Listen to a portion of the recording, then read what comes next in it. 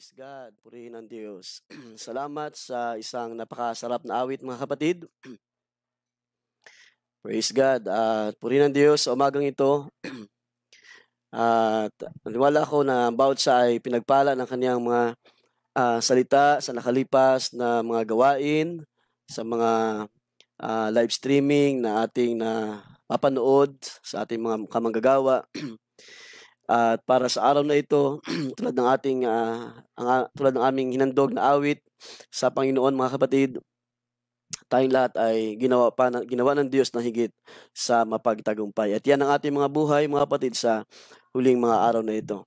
Kaya naman sa pagsimula nating gawain at sa bahagi ng mga salita ng Diyos, tayo po'y manalangin muna. Samahan niyo ako sa isang simpleng panalangin na paghingi ng gabay, paghingi ng biyaya, pabor ng Diyos sa kaniyang mga salita. Dakilang Diyos, aming Ama na sa langit, kami muli ay nagpapasalamat sa araw na ito.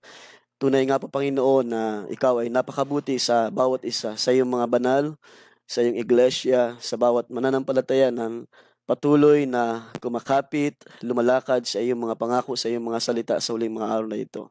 Muli kami ay lumalapit, Panginoon, sa iyong biyaya at humingi, Panginoon, ng iyong patnubay habang kami, Panginoon, ay pupunta sa iyong mga salita at muling kakain ng mga makalangit na pagkain para sa aming mga kaluluwa.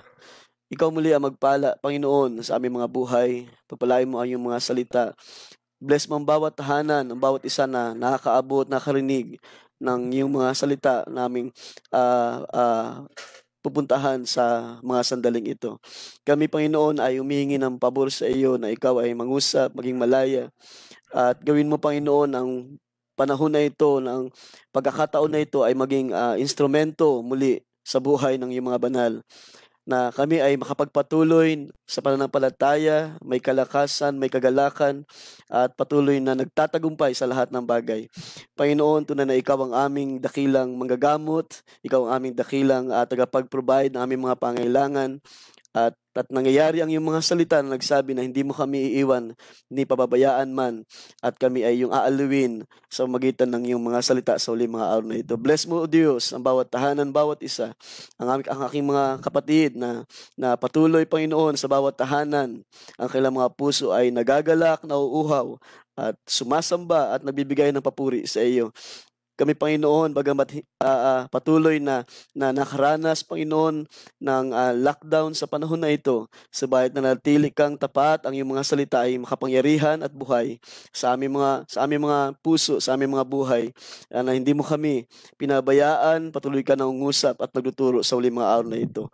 Panginoon, wala kami magagawa sa aming sarili, aming pinagatiwala ang aming mga buhay sa iyo.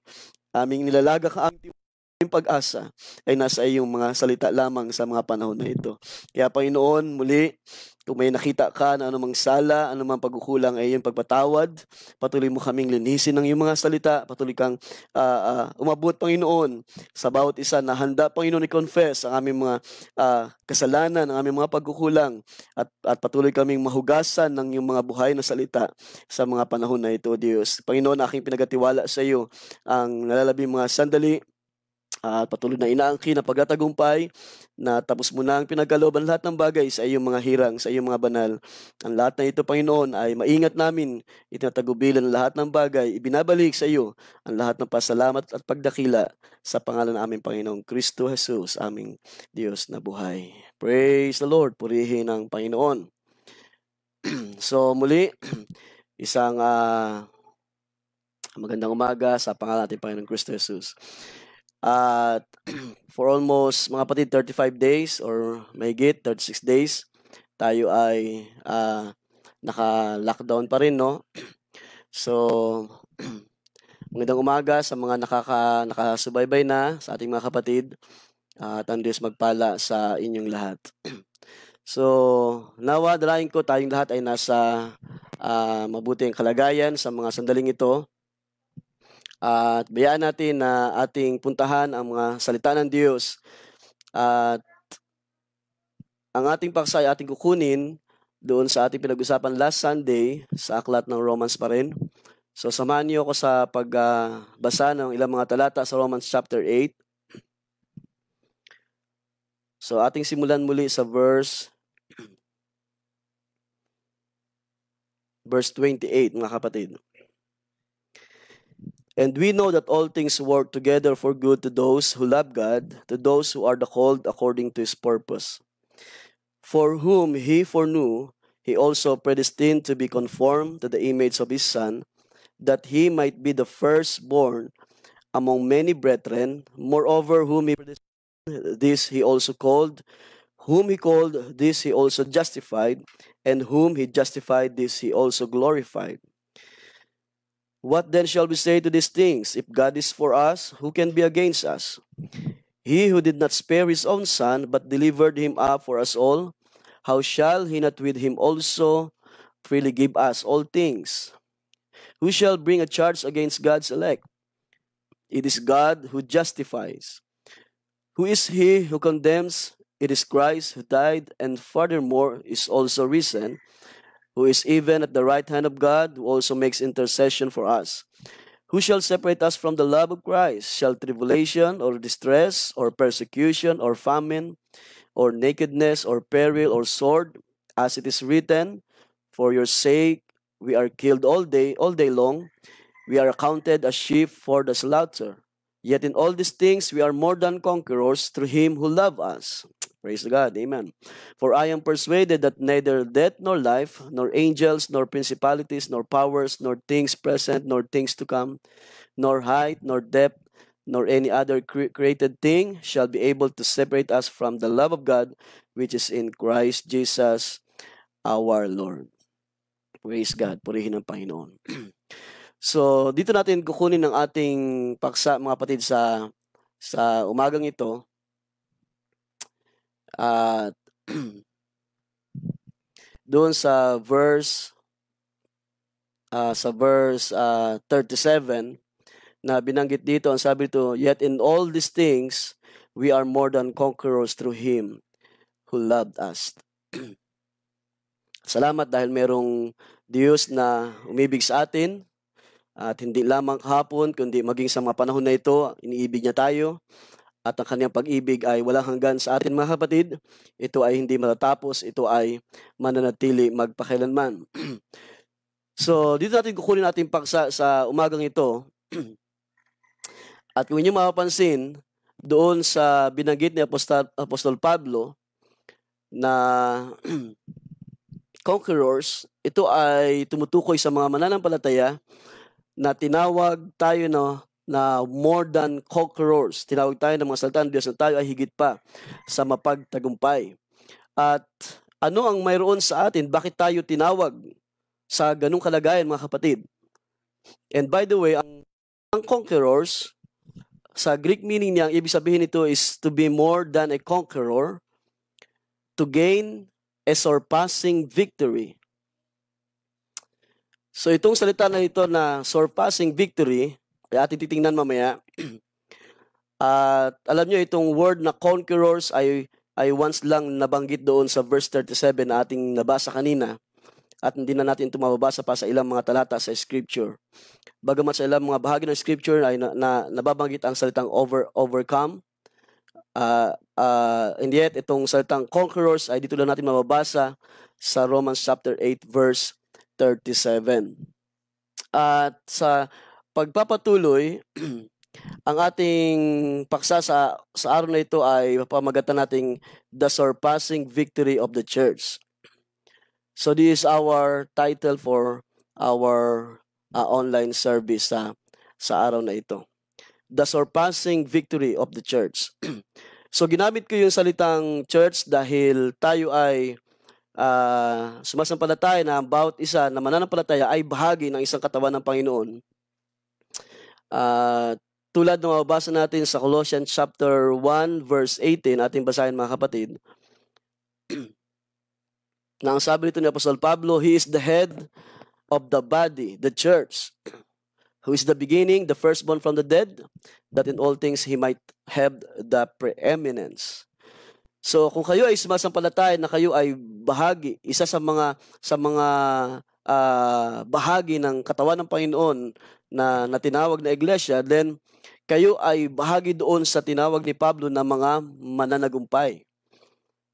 So, binanggit doon yung word na conquerors. So, ibig sabihin, ito ay hindi lamang isa, kundi mga mananampalataya ng Panginoon na nakikipagbaka, lumalaban, at nagpapatuloy sa pananampalataya sa panahon na ito. So, if you believe that you are one of them, ikaw ay bahagi ng isang katawan ng Panginoon, ikaw ay bahagi sa Iglesia ng Diyos na nagpapatuloy, lumalaban at nagtatagumpay sa mga panahon na ito. So ating puntahan ang ating paksa na the surpassing victory of the church.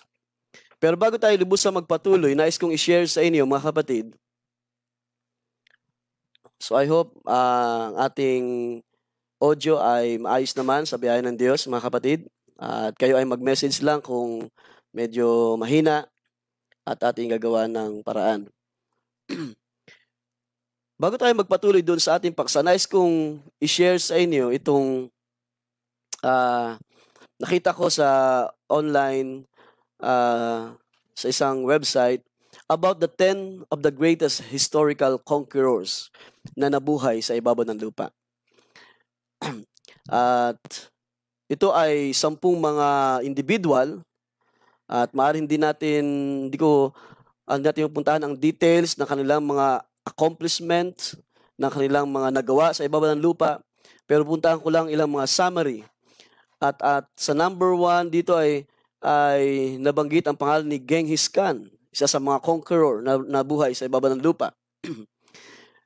From 1162 to 1227, sabi dito, from the most brutal beginning possible, Genghis survived to unite the Mongolian tribes and conquer territories as far apart as Afghanistan and northern China.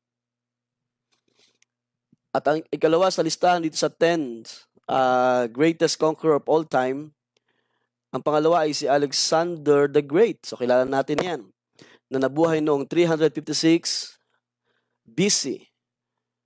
At ang sabi dito, in Syria, sabi niya, he destroyed the armies of Darius III and gained control of the entire eastern Mediterranean coast. Ang pumapakatlo sa listahan ay si Tamerlane na nabuhay noong 1336. Sabi dito, he began his rule by slaughtering Goth tribes in modern-day Germany and Austria, then attacked the enfeebled Roman Empire. And that was the year 1336.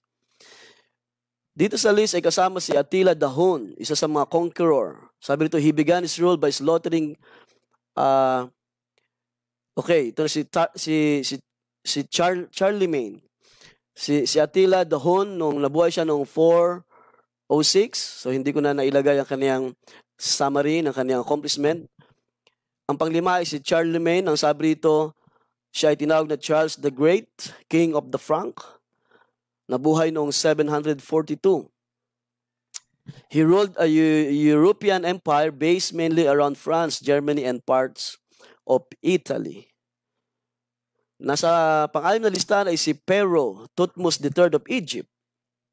Nabuhay noong 1479 BC. Sabi dito, it was Thutmose III who established Egypt as a major power in the eastern Mediterranean, and his reign was a golden era of temple building and great riches. So kung ini mapapansin, hindi po biro ang accomplishment ng mga taong ito. Nang sila ay nabuhay sa ibabaw ng lupa, they conquered, sila ay naging isa sa mga mapagtagumpay. Pangpito ay si Ashoka the Great, nabuhay noong 304 BC. Pangwalo sa listahan ay si Cyrus the Great. So kilala natin yan. 580 BC. Sabi dito, of a minor royal family, Cyrus became the first emperor of Persia, uniting the tribal Medes and Persians, as well as the usual mountains of skulls. He created what many be the first charter of human rights available to be seen at the British Museum. He freed the Jews in Babylon when he conquered that city. Despite his benevolent side, Cyrus spent years conquering lands, murdering his enemies, and establishing a vast empire that stretched from India to Greece. So napakalawak ng sakop ng na-conquer nitong si Cyrus the Great ng mga panahon na yun. Pangsyam ay si Qin Shi Huang, na isang Chinese na buhay noong 259 BC. The boy known as Cheng inherited a minor throne in China at the age of just 13. As an adult, he was a superb organizer. His achievement was not just in conquering the different regions of China in just 9 years, but unifying them as an empire. So maaaring di natin kilala ang mga taong ito, pero ito ay nasa history at pinapakita ng history kung paano sila nabuhay bilang mga mapagtagumpay na mga individual. Sa ikasampu ay si Augustus Caesar. So alam natin kilala rin natin ang taong ito, nabuhay noong 63 BC.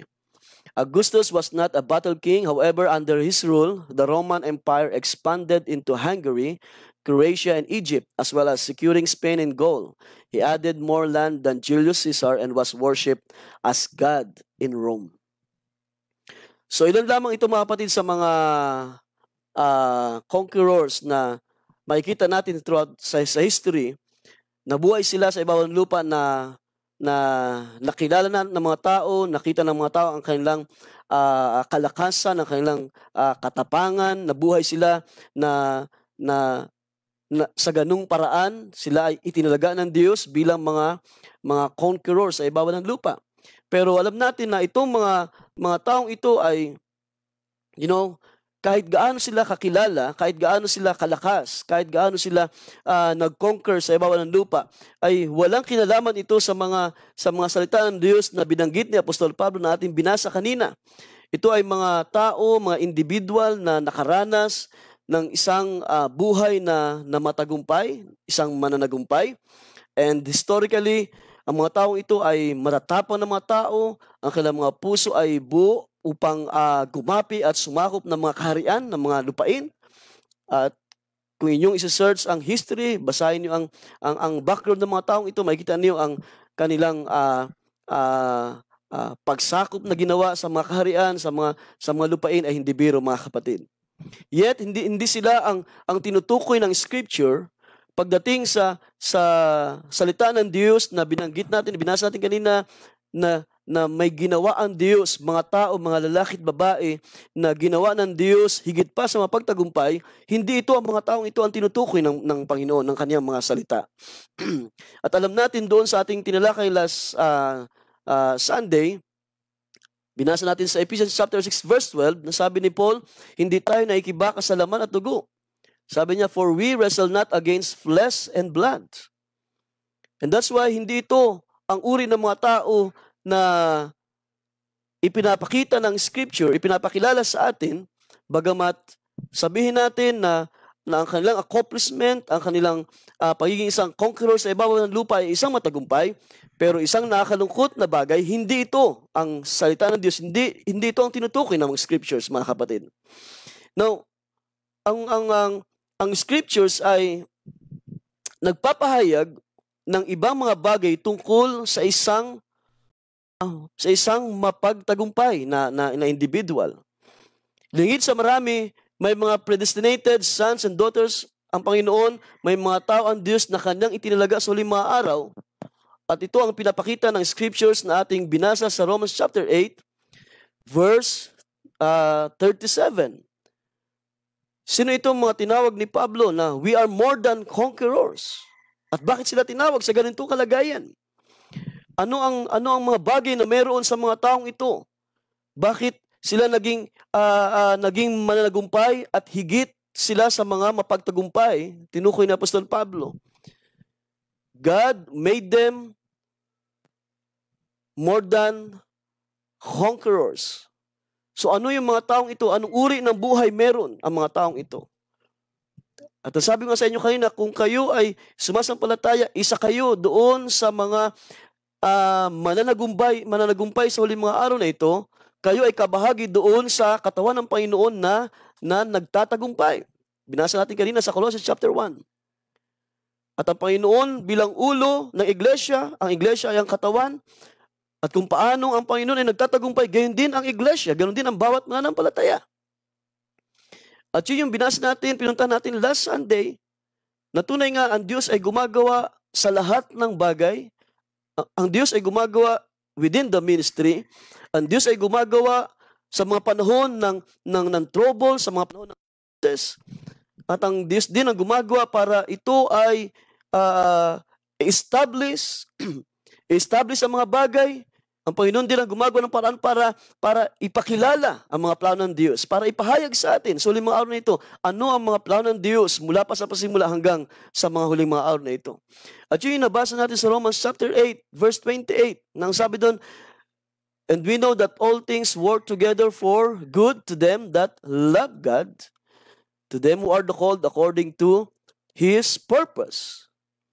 At bakit ganito ang paraan ng Diyos na ginagawa niya ang lahat ng bagay at walang bagay na hindi ang Diyos ang kumikilos, hindi ang Diyos ang gumagawa sa buhay natin, individual, sa bawat tahanan, sa bawat buhay ng mga lingkod ng Diyos, sa mga gawa ng Diyos sa unang mga panahon at sa mga huling mga araw na ito, sa kasalukuyan. Ay makikita natin lahat ito ay nagkakalakip na gumagawa sa mga panahon na ito. Praise the Lord.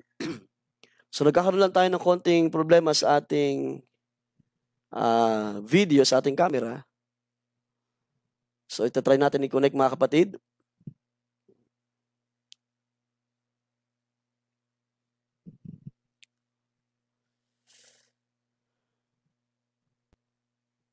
So itatry natin i-connect at ayusin ang ating cam. Dali lang po. Okay.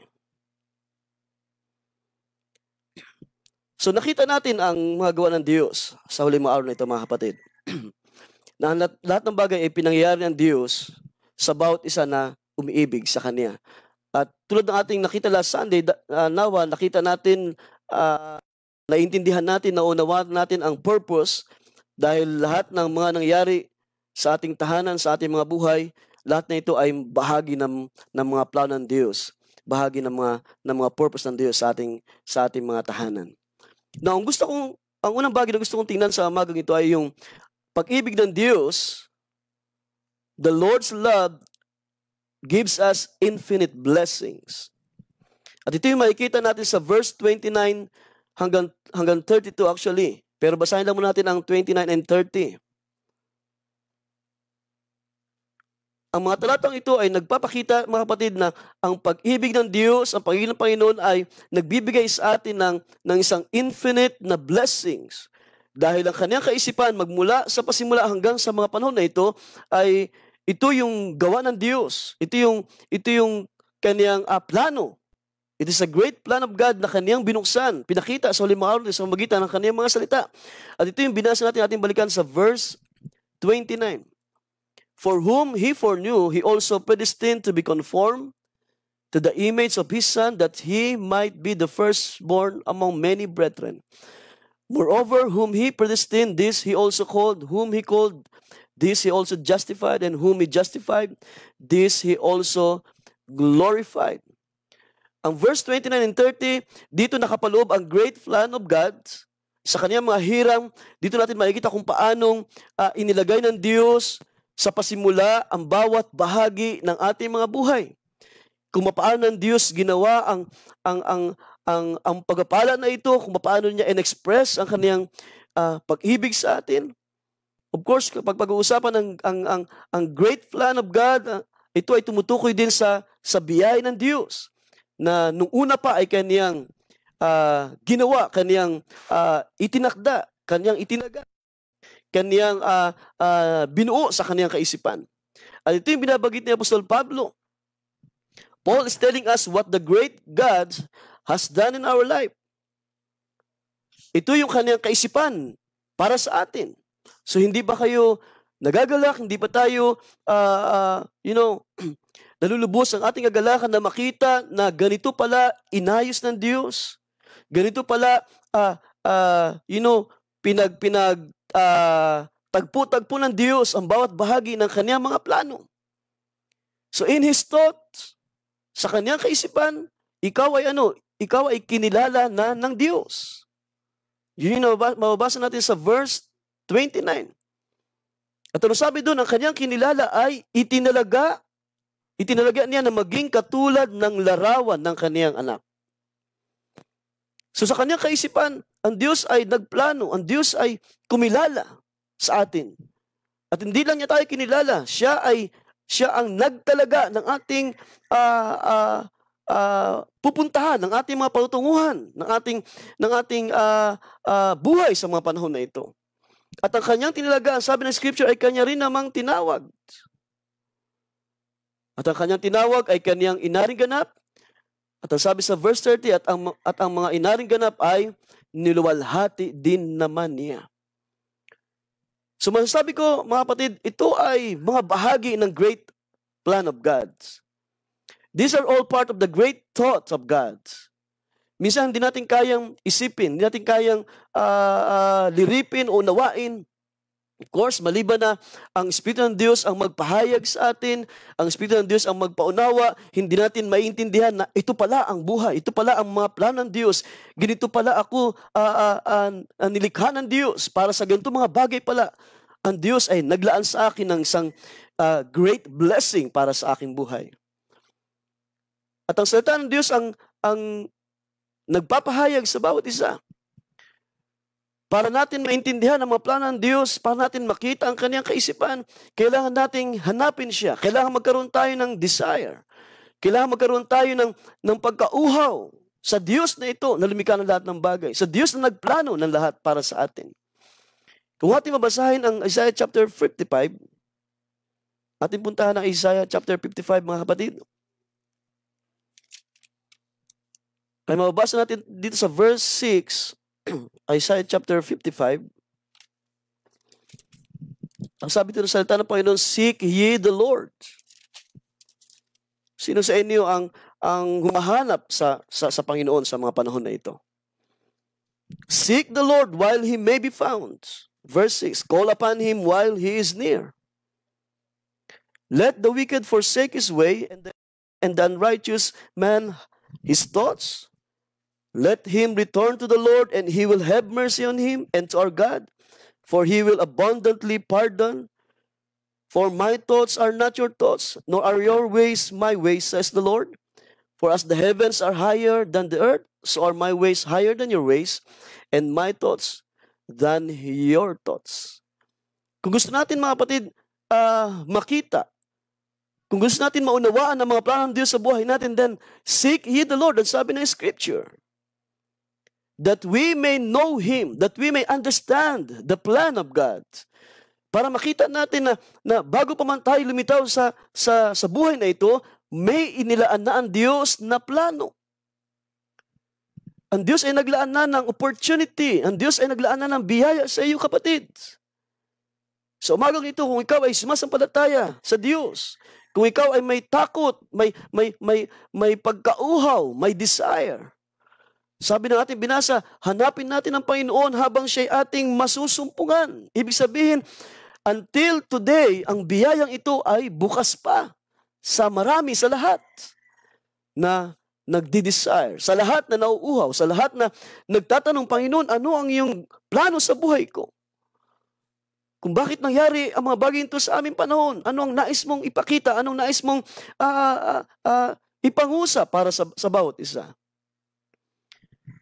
And that's why ako naniniwala, mga kapatid, na upon seeking the Lord, ang Panginoon ngayon ay magbibigay ng opportunity, pagkakataon para atin siyang makilala, makita natin ang kanyang kaisipan. Dahil ang sabi niya, my thoughts are not your thoughts. My ways are not your ways.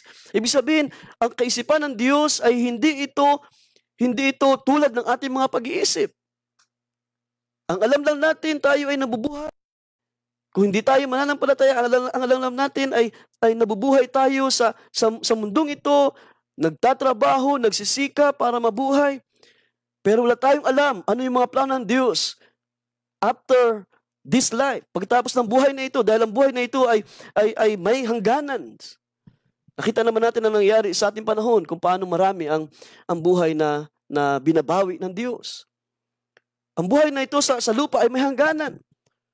Pero ang Panginoon ay nagpapahayag sa atin na atin siyang hanapin and so that we may understand Him, that we may know Him, His plan. At nakita natin na napakagandang plan ng Diyos sa huling mga araw na ito, mga kapatid. At bago pa man tayo lumitaw, bago pa man tayo mabuhay sa huling mga araw na ito, ay pinakita na ng Scripture This is how the Lord loves us. This is how the Lord made our life. Na ito ay, pinagpala ng Diyos. Ito ay pinalakas ng Diyos. Bawat isa na mananampalataya, naniwala ako, ang mga salita ng Diyos ay hindi nagkukulang sa inyong mga buhay, sa inyong mga tahanan, even this crisis.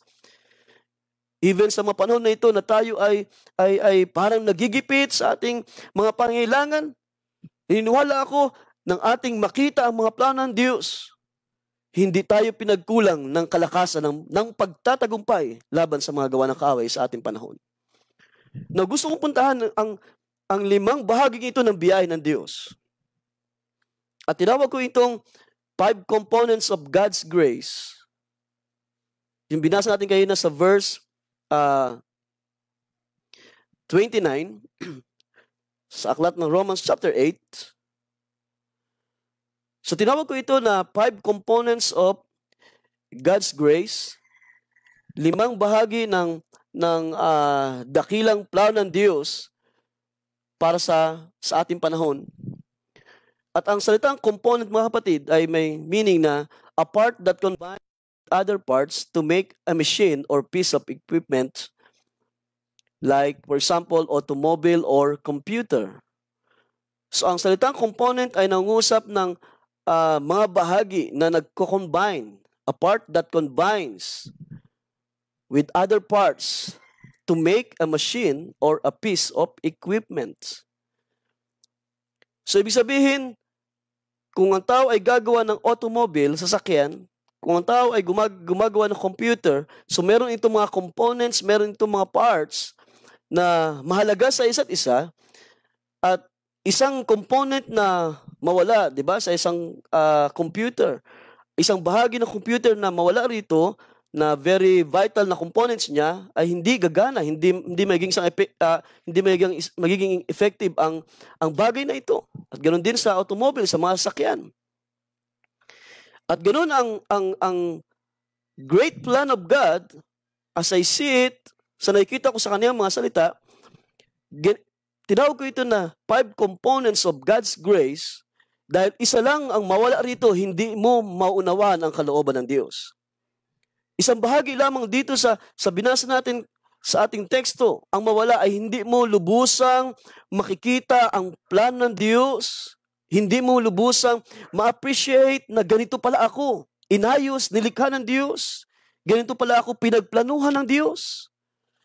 At nung tayo ay lumitaw sa 5 araw na ito, tinawag tayo ng mensahe, tinawag tayo ng mga salita ng Diyos, at nakita natin ang mga plano ng Diyos and how precious it is na nakita natin, ganito pala ang plano ng Diyos para sa akin, para sa atin. So, ano yung unang component?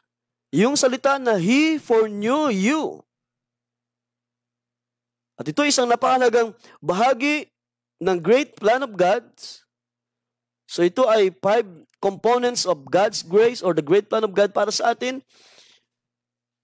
At kung ating mapansin, yung unang bahagi pa lamang ay napakahalaga na nito. He foreknew you.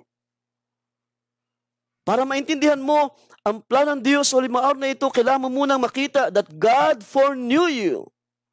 Na ikaw ay kinilala na ng Diyos ng pasimula. Every believer was elect. Mababasa natin yan sa 1 Peter chapter 1 verse 2. Every believer was elect according to the foreknowledge of God. Basahin natin sa 1 Peter chapter 1 verse 2. Elect according to the foreknowledge of God the Father in sanctification of the Spirit for obedience and sprinkling of the blood of Jesus Christ. So sa kaisipan ng Diyos, ikaw ay Kaniyang kinilala na. Isang napakahalagang component para mabuo ang great plan of God ay ang makita natin, ang maunawaan natin na tayo ay nakita ng Diyos, kinilala ng Diyos before the foundation of the world. Ikaw ay pinili na, kinilala na ng Diyos. Yun din ang mababasa natin sa Ephesians chapter 1 verse 4. Sabi nito, according as He had chosen us in Him before the foundation of the world, that we should be holy and without blame before in love. So according as He had chosen us in Him before. So pansinin niyo yung salitang before the foundation of the world. Meron ang Diyos ay may mga pinili na. May mga hinirang na siya. So bago pa lumitaw ang present world, ang present na kalagayan natin sa mga panahon na ito na ang kaisipan ng Diyos. Di ba? Ganun ang Diyos, kadakila. Ganun ang Diyos gumawa sa ating mga buhay. Hallelujah. At kailan nangyari ang paghirang sa iglesia, sa bawat isa? Bago pa itatag ang sanlibutan.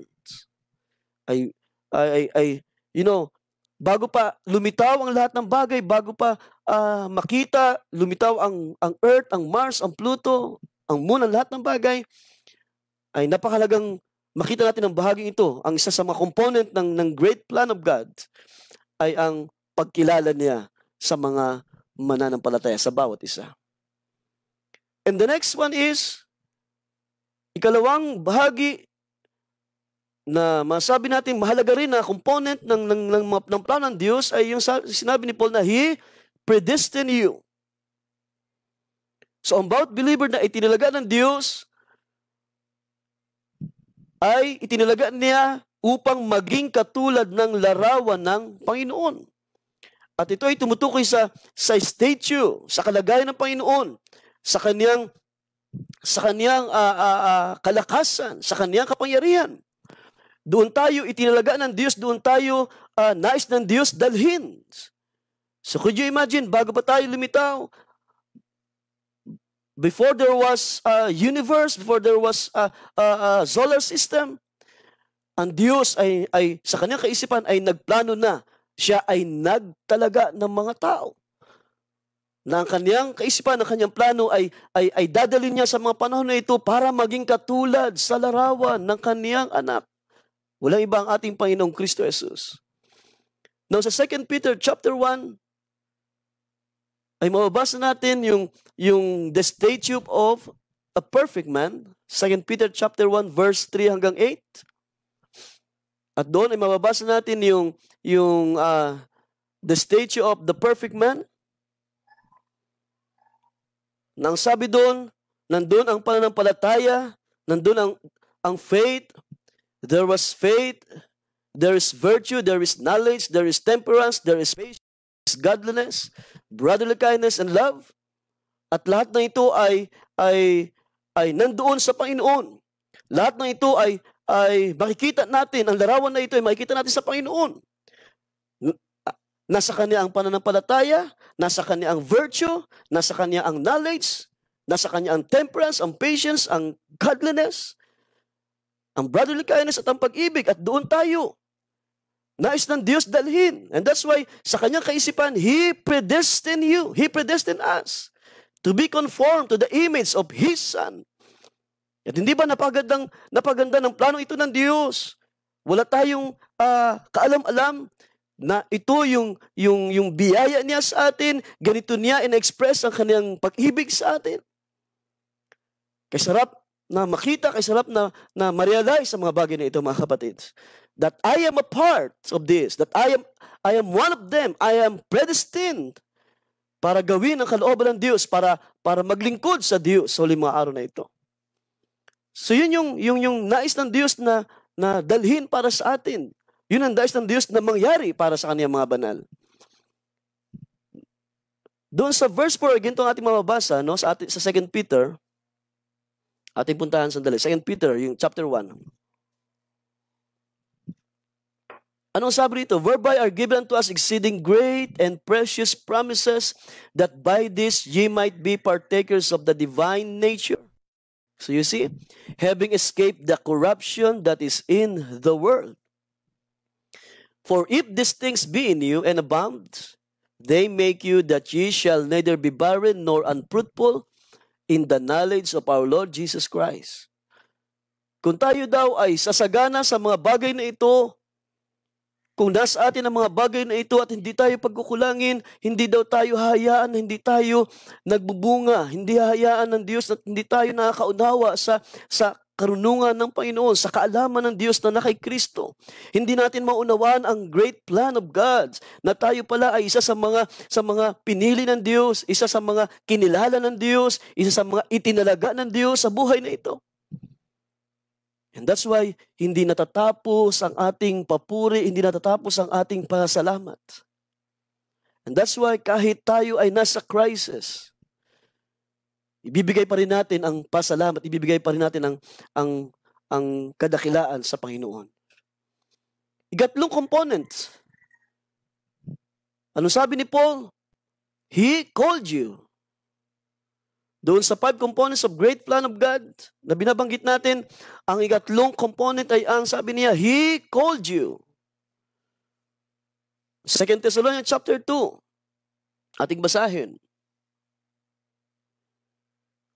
2 Thessalonians chapter 2 verse 13, but we are bound to give thanks always to God for you, brethren, beloved of the Lord, because God hath from the beginning chosen you to salvation through sanctification of the Spirit and belief of the truth, whereunto He called you by our gospel, to the obtaining of the glory of our Lord Jesus Christ. So kung inyo mapapansin, kanina pa, habang binabasa natin ang mga talatang ito, patungkol sa pagkilala ng Diyos, patungkol sa pagtatalaga ng Diyos at sa pagtawag ng Diyos, lahat ito ay nauuwi sa Panginoon. Lahat ito ay nauuwi sa kalwalhatian. Sabi ito sa verse 14, to the obtaining of the glory of our Lord Jesus Christ. Lahat tayo ay doon, nais dalhin ng Panginoon. At mamaya mapunta natin, ba't ganito ang plano ng Diyos? Okay, so yung pangatlo, sabi niya, He called you. Sabi ni Paul, He called you by our gospel.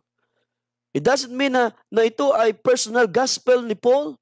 Dahil yung word dito na our gospel, ang tinutukoy rito ni Paul ay yung ginagawa ng mga apostol ng pangaral ng Ebanghelyo ni Kristo, hindi tulad ng pangaral na ginagawa ng iba. Dahil sa mga panahon na yun, ay bagamat may pangaral ng genuine gospel, ay meron din naman tinawag si Paul na nangaral ng ibang ebanghelyo. And that's why dapat nating makita din ang bagay na ito na tayo ay tinawag ng ebanghelyo ni Kristo at ng pangaral ng mga servants of God. Hindi nang tulad ng mga pangaral ng mga ibang ebanghelyo. At yun yung mabasa natin sa Galatians chapter 1, kung pupuntahan natin sandali. Binanggit ito ni Apostol Pablo na kung paanong may pangaral sa tunay na ebanghelyo ni Kristo ay may nangaral ng ibang ebanghelyo. Galatians chapter 1, natin basahin, sabi sa verse 8. But even if we or an angel from heaven preach any other gospel to you than what we have preached to you, let him be accursed. As we have said before, so now I say again, if anyone preach any other gospel to you than what you have received, let him be accursed. So ito yung tinutukoy ni Apostol Pablo na sa umagitan ng aming ebanghelyo. Ibig sabihin, ito yung tunay, ito yung pangaral ng ebanghelyo ni Kristo. Hindi siya gumamit, sabi ni Paul, hindi ako gumagamit ng mga matatalinong salita. Hindi ko pinangaral ang Diyos. Sabi niya, hindi ko pinangaral ang aking sarili, kundi ang pinangaral ko ay si Kristo na namatay at nabuhay na maguli sa mga patay.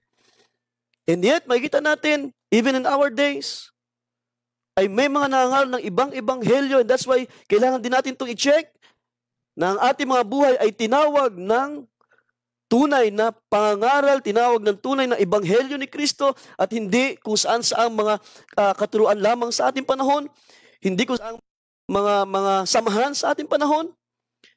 And that's why kailangan nating kilalanan din ang bahagi ito dahil nakasalalay dito yung pagtawag ng Diyos. Lahat ay maaring mag-claim na sila ay tinawag. And yet, kung hindi natin isasalamin sa salita ng Diyos sa ang katinawag ng ebanghelyo, dahil kung ikaw ay tinawag ng relihiyon, hindi ang Diyos ang tumawag sa iyo, kundi ang tao. Kung ikaw ay tinawag ng sekta, tinawag ka ng denomination, hindi ang Diyos ang tumawag sa iyo, kundi ang tao na nandun sa denomination. But thank God, dahil sa ating panahon, nabuksan ang mensahe ng Diyos sa huling mga araw, tayo ay tinawag May mensahe tayong tinanggap na nagpihit ng ating mga puso pabalik sa orihinal na pananampalataya ng mga apostol. At ito yung binabagit ni Paul na whereunto he called you by our gospel. Okay? So tatlong component na yung nakita natin sa great plan of God. Una, tayo ay kinilala ng Diyos. He foreknew you. Ikalawa, He predestined you. At ikatlo ay He called you. So ito'y tatlong component na mahalaga doon sa plano ng Diyos na hindi dapat natin ma-miss, hindi dapat natin malagpasan. And that's why sa mga panahon na ito, napakalaga na even ang ating pagsamba ay dapat mayroon tayong tama na pagkakilala sa Diyos. Di ba? Ang Panginoon din nagsabi na in vain they do worship me. At sa panahon natin, marami ang sumasamba, marami ang online service, marami ang nagsasagawa ng mga live streaming. But I hope hindi tayo nadadala ng maraming mga iba't ibang kaisipan. Kilalanin natin, may mensahe ang Diyos sa huling mga araw, may sinugo ang Diyos na propeta sa huling mga araw para dalhin ang ating mga puso sa orihinal na pananampalataya at pagkakilala sa Diyos sa magitan ng ating Panginoong Kristo Jesus. Doon sa Galatians chapter 1, verse 15, ituloy ko lamang ito. Sabi dito sa 1:15 ng Galatians, but when it pleased God, who separated me from my mother's womb and called me by His grace. Ang foreknowledge of God, yung ikatlong bahagi, ito ay pinagtibay ni Pablo na kanyang ipahayag na siya ay ibinukod ng Diyos. Sa tiyan pa lamang ng kanyang ina, ay nakita na ni Pablo, ito yung great plan of God. Kung bakit ako tinawag sa ganitong pagkatawag, kung bakit ka tinawag sa ganitong pagkatawag, kung bakit tayo lumitaw na mga mananampalataya sa huling mga araw na ito, dahil tayo ay ibinukod ng Diyos. Ito yung pahayag ni Apostol Pablo. Sabi niya, when it pleased God, who separated me from my mother's womb and called me by His grace. At ang talatang ito, mga kapatid, may kinalaman sa foreknowledge of God. May kinalaman ito sa pagtatalaga ng Diyos. May kinalaman ito sa pagpili sa iyo ng Diyos. Di ba? Kaya sarap isipin, mga kapatid, na ito ang Kanyang plano sa atin. Ito yung biyaya na ating tinanggap. Kaya nga hindi tayo makapaglingkod sa Diyos sa ating sarili lang, nang walang unawa, nang walang pagkakilala sa mga plano ng Diyos. Kailangan nating balikan ang Scripture, kailangan nating puntahan ang mga bahagi ng mga salita ng Diyos. So itong pagpili na ginawa ng Diyos sa atin, yung pagtawag na ginawa ng Diyos sa atin, yung katlong bahagi, ito ay confirmation lamang ng kaisipan ng Diyos about His foreknowledge sa bawat mananampalataya. So pinagtibay lamang ni Pablo yung kanyang pinahayag doon sa unang mga talata na ating binasa, sa verse 29. Okay? So puntahan natin ang ikaapat. Ikaapat na component ng great plan of God ay masabi ko yung tinukoy na Apostol Pablo na sabi niya, He justified you. Bagaman ito ay isang malawak na nakaisipan, pero puntahan lang natin yung ilang bahagi sa part na ito, mga kapatid. He justified you. Ibig sabihin ng justified, declared free of the guilt of sin. Ibig sabihin ng pag-aaring ganap na ginawa ng Diyos, tulad ng sabi ko sa inyo kayo na ito ay kaisipan ng Diyos, ito yung mga plano ng Diyos, bago pa man lalangin ang sanlibutan, ito na yung kanyang biyaya, ganito niya inayos, inilatag ang kanyang mga plano. And that's why yung ating pagkaunawa sa bahaging ito that God justify us ay hindi lamang nangyari ngayon, kundi ito ay nangyari na before. Okay? Justified means declared free of the guilt of sin. At yan yung mababasa natin sa Romans chapter 5. Puntahan natin, mga kapatid, para maintindihan natin ang part na ito, na doon sa kaisipan ng Diyos ay kanyang sinabi na tayo ay kanyang inaring ganap. Romans chapter 5, verse 8, "For when we were still without strength, in due time Christ died for the ungodly. For scarcely for a righteous man will one die, yet perhaps for a good man someone would even dare to die. But God demonstrated His own love toward us, in that while we were still sinners, Christ died for us." Okay? Verse 9, "Much more than having now been justified by His blood, we shall be saved from wrath through Him. For if when we were enemies, we were reconciled to God through the death of His Son, much more having been reconciled, we shall be saved by His life." Amen. So ipinapakita rito ni Apostol Pablo na ang pag-aaring ganap na ginawa ng Diyos sa atin sa kanyang kaisipan ay ganito ang kanya naging plano, na sa dati ng mga panahon, ang bawat isa na tatawagin, ang bawat isa na nakikilala, ang bawat isa na makakaunawa ng kanyang mga salita ay makikilala nila na sila ay bahagi sa mga plano ng Diyos na kanyang aariing ganap. Ibig sabihin, sa magitan ng Panginoon, sa magitan ng kanyang kamatayan, tayo ay palalayain. No? We will be declared free of the guilt of sin. At hindi yan mangyayari maliban na may isa na nagbigay ng buhay para sa atin. Hindi yan mangyayari maliban na mayroong isang namatay sa krus ng Kalbaryo at sa magitan ng kaniyang banal na dugo na tumulo doon sa krus. Sa pamamagitan ng panampalataya, of course, kailangan mo sumampalataya sa ginawa ng Diyos doon sa krus ng Kalbaryo, sa pagsusugo sa kaniyang bugtong na anak. At kung ikaw ay isasampalataya, then you will be justified. And yet, hindi ito nangyari ngayon lamang. Ito yung nangyari before the world was formed. And that's why sabi ko sa inyo kanina, lahat ito ay mga mahalagang components, mahalagang parts, that we may understand Him, that we may know His plans. Dahil hindi tayo maaring sumamba sa Diyos, aawit lamang tayo na hindi natin naunawaan. Diba? Umaawit tayo, daladala ng ating mga puso, may guiltiness, mayroong mga kasalanan na hindi kino-confess.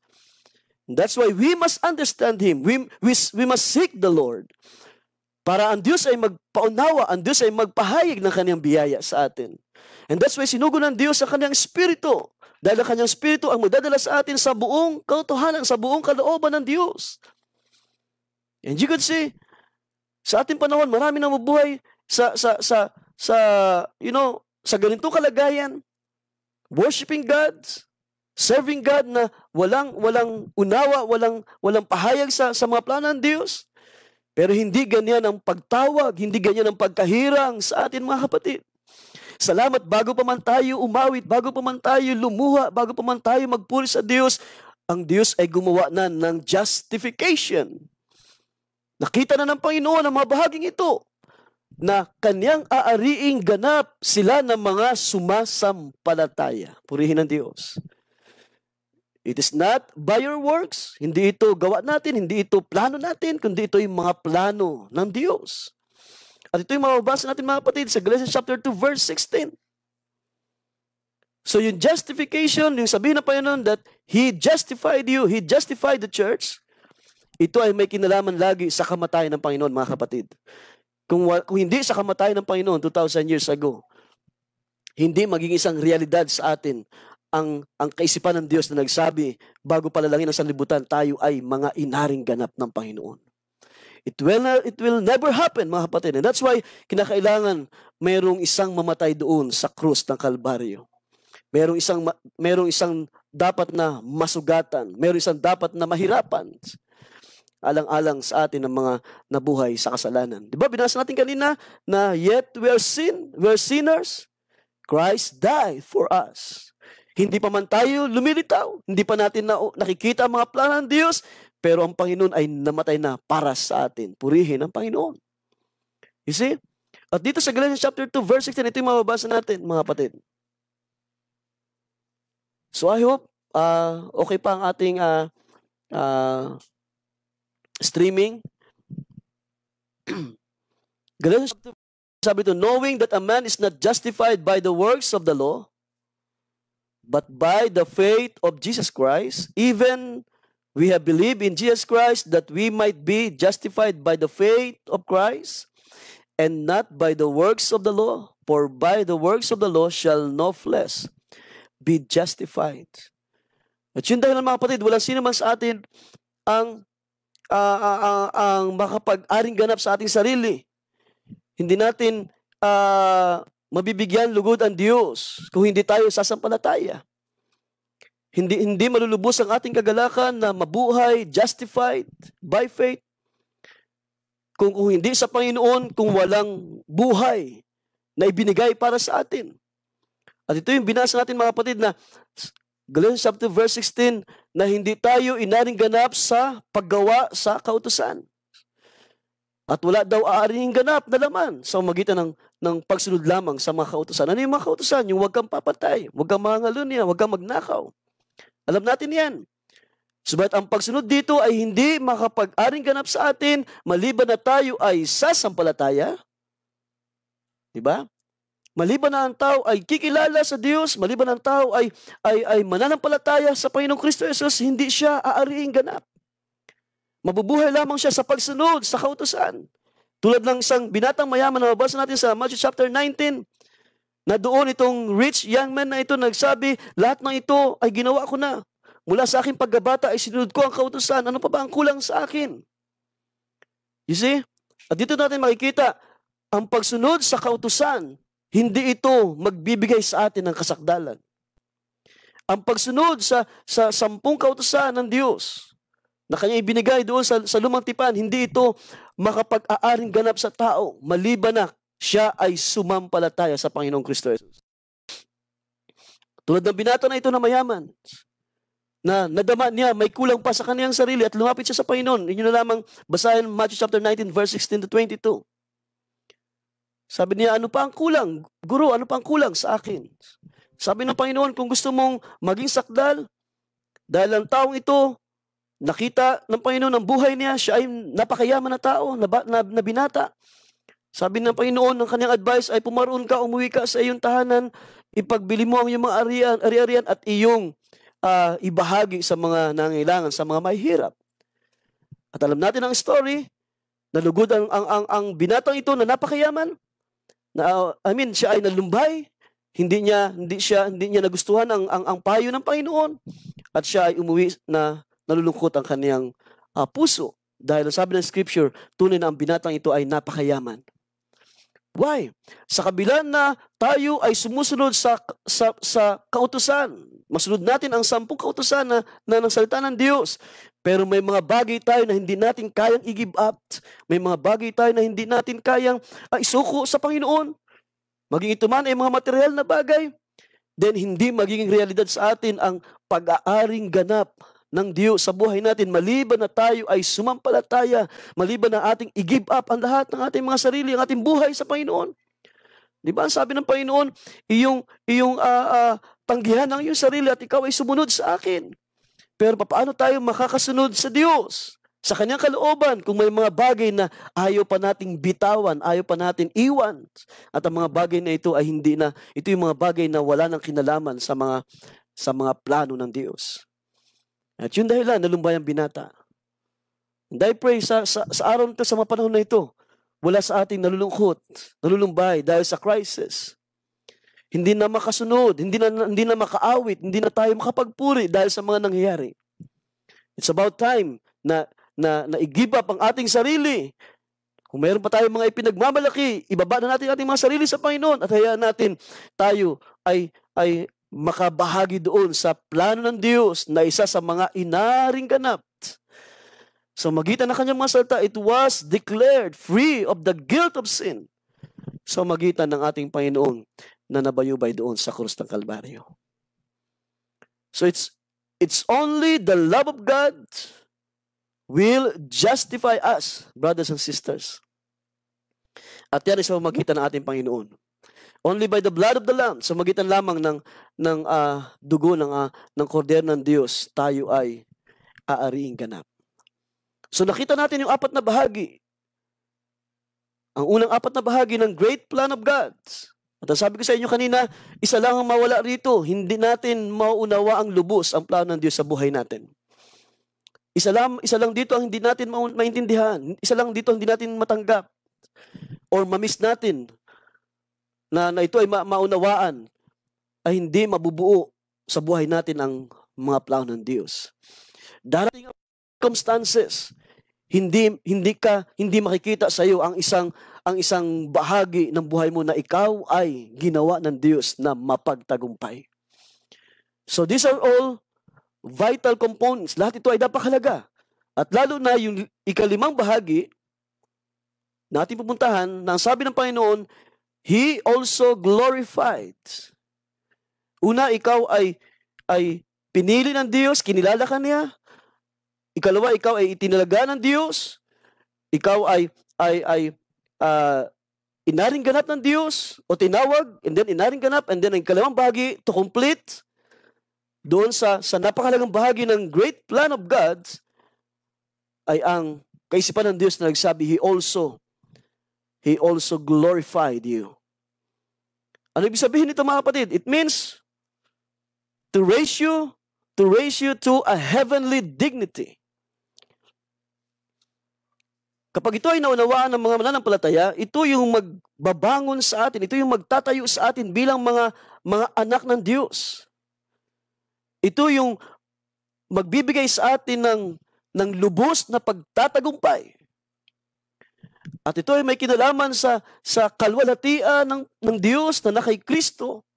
Ito ay bahagi ng kapangyarihan, bahagi ng kalakasan ng Diyos. Na kapag ito ay nakita natin at tinanggap natin, you will realize na isa ako doon sa mga tinawag ni Pablo na ginawa ng Diyos na higit pa sa mapagtagumpay. So I just hope and I pray na makita natin ang bahagi ito. Romans chapter 8 ating basahin. Romans 8 verse 17. Romans chapter 8 verse 17. And if children, then heirs of God, and joint heirs with Christ, if so be that we suffer with him, that we may also glorified together. Verse 18, for I reckon that the sufferings of this present time are not worthy to be compared with the glory which shall be revealed in us. So ano pinapakita rito ni Apostol Pablo? Kung tayo daw ng mga anak ng Diyos, hindi, kung tayo ay anak, tayo ay mga tagapagmana ng Diyos. Joint heirs with Christ. Kung paanong si Kristo ay tagapagmana lahat ng bahay, ganun ang iglesia, ganun ang mga mananampalataya. We are joint heirs with Christ. So ito ay tumutukoy, bahagi ito ng mga kalwalhatian na naghihintay. If tayo sumasampalataya na ito ay partially, ito ay nasa atin na ngayon, and that's why we enjoy. Tayo ay nagagalak. Kapag nakikita natin may pagkilos ang Diyos, kapag nakita natin nangungusap ang Diyos, nagagalak tayo. Dahil bahagi ito ng kalwalhatian na kaniyang ginawa sa kanyang kaisipan. Na tayo ay kanyang itinalaga sa mga bagay na ito. He also glorified. Yung mga tinalaga, yung mga inaring ganap ay kanya rin namang niluwalhati. At ito ay may kinalaman sa ating buhay. Mananampalataya, habang tayo ay naglilig sa Diyos, there's so much sufferings, there's so much trial sa buhay na ito, pero ito ay hindi ito makakapigil sa atin. Ito ay magiging daan ng Diyos, instrumento para makita ang kalwalhatian niya na nasa atin. Once na ikaw ay makita mo yung sarili na ikaw ay ginawa ng Diyos o nangyari ang mga plano ng Diyos sa iyo na ikaw ay nagtagumpay sa mga bagay na ito na nangyayari sa buhay, sa mga panahon na ito. Sa buhay na kalipas, sa buhay na kasalukuyan at sa mga mangyayari sa darating. At yun yung sinabi ni Paul. Ipinahayag niya, sabi niya, for I reckon that the sufferings of this present time are not worthy to be compared. Hindi ito maikukumpara, hindi ito maipapantay sa kalwalhatian na mahahayag sa iglesia, mahahayag sa mga mananampalataya. And to sum up everything, mula doon sa kaisipan ng Diyos na siya ay humirang sa atin, siya ay kumilala sa atin hanggang sa mga panahon na ito, para mapuno yung 5 components, ma-fulfill. Diba? 5 means grace. So ito ay dakilang biyaya ng Diyos sa atin. And that's why sa ating mga pagsamba, Hindi tayo napapagod. Ang ating mga puso ay nagdi-desire, nagnanasa. We want to glorify the Lord. Nais ka naming luwalhatiin. Dahil sa iyong mga plano, dahil sa iyong kamangamangang gawa sa buhay ng mga mananampalataya sa uling mga araw na ito. Sa uling mga araw na ito. No, mga kapatid, ang bahaging ito ay bahagi ng mga itinuro, ipinahayag ni Apostol Pablo patungkol sa kalulatian ng Diyos na mahayag sa atin sa huling mga araw na ito. Sa ngayon tayo ay pinatitikim, tayo ay nakakatikim, nararanasan natin. And that's why, sa biyaya ng Diyos, kahit na mayroong COVID-19, nagpupuri tayo, nagpapasalamat dahil hindi natin halos maramdaman. Sino sa inyo ang sumasampalataya? Hindi mo halos maramdaman dahil ang kalwalhatian ng Diyos ay gumagawa sa iyo, kumikilos sa iyo. Ito ay ang Kristo, ito ay ang Panginoon na nasa atin, na sumasama sa atin sa uling mga araw na ito, mga kapatid. Of course, kung nakikita natin sa news, nakikita natin sa mga nangyari sa ating paligid, pabigat na pabigat ang sitwasyon, pero tayo nanalangin, Panginoon. Kung itutulot mo pa matapos ang mga bagay na ito, at kami ay babalik sa aming mga pagsasama-sama, babalik sa fellowship, babalik sa aming mga bahay-sambahan, para ipagpatuloy ang mga bagay na iyong sinimula na ginagawa sa amin sa huling mga araw na ito. No, gusto kong sabihin, mga kapatid, sa inyo, it's been declared in the mind of God, sa kaisipan ng Diyos, it's been declared. Ito ay sinabi na. These words was declared by God, sa kaisipan ng Diyos. Bago pa lalangin ang sindibutan, ito ay sinabi na ng Diyos. Balikan natin ano yung sinabi sa verse 29. Sapagkat yaong mga nang una ay kaniyang nakilala, yun yung first component ng great plan of God, ay itinilaga naman niya na maging katulad ng larawan ng kaniyang anak upang siya ang maging panganay sa magkakapatid.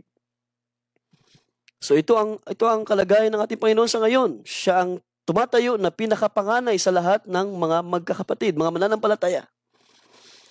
Verse 30, at yung mga itinilaga niya ay kaniyang tinawag naman, at ang mga tinawag ay inaring ganap naman niya, at ang mga inaring ganap ay niluwalhati din naman niya. So ito yung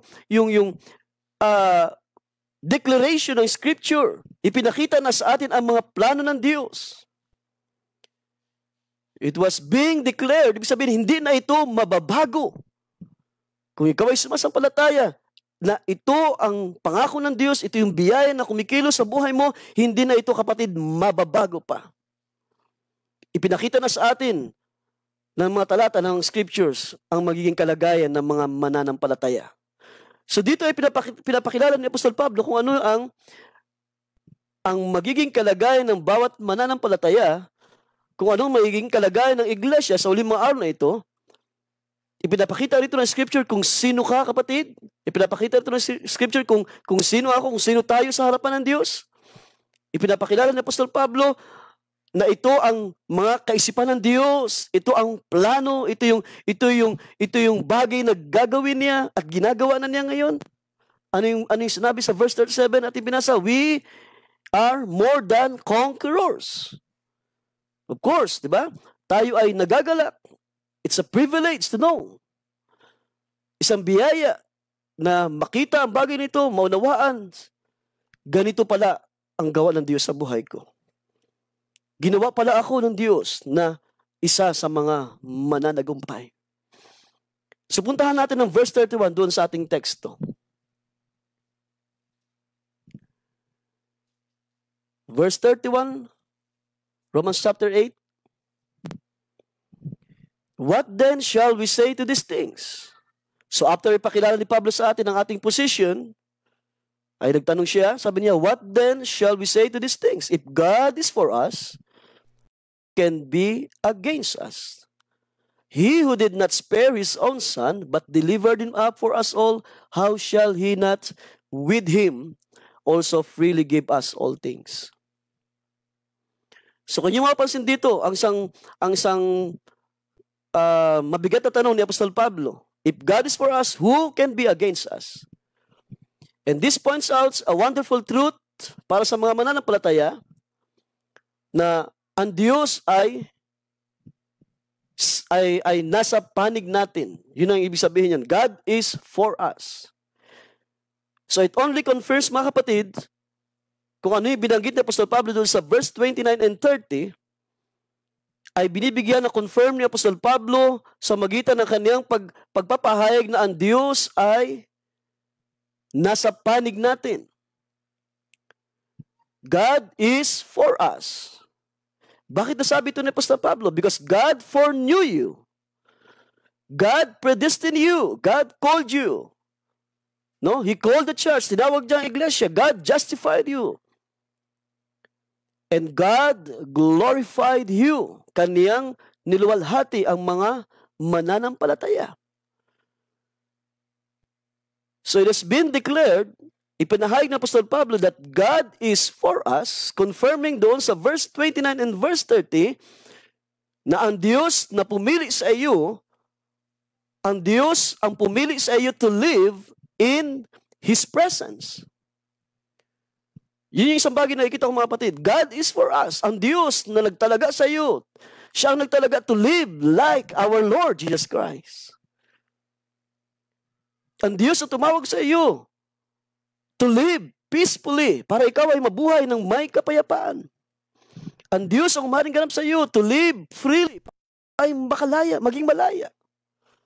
Ang Diyos ang nagluwalhati sa iyo to live in His glory. You see?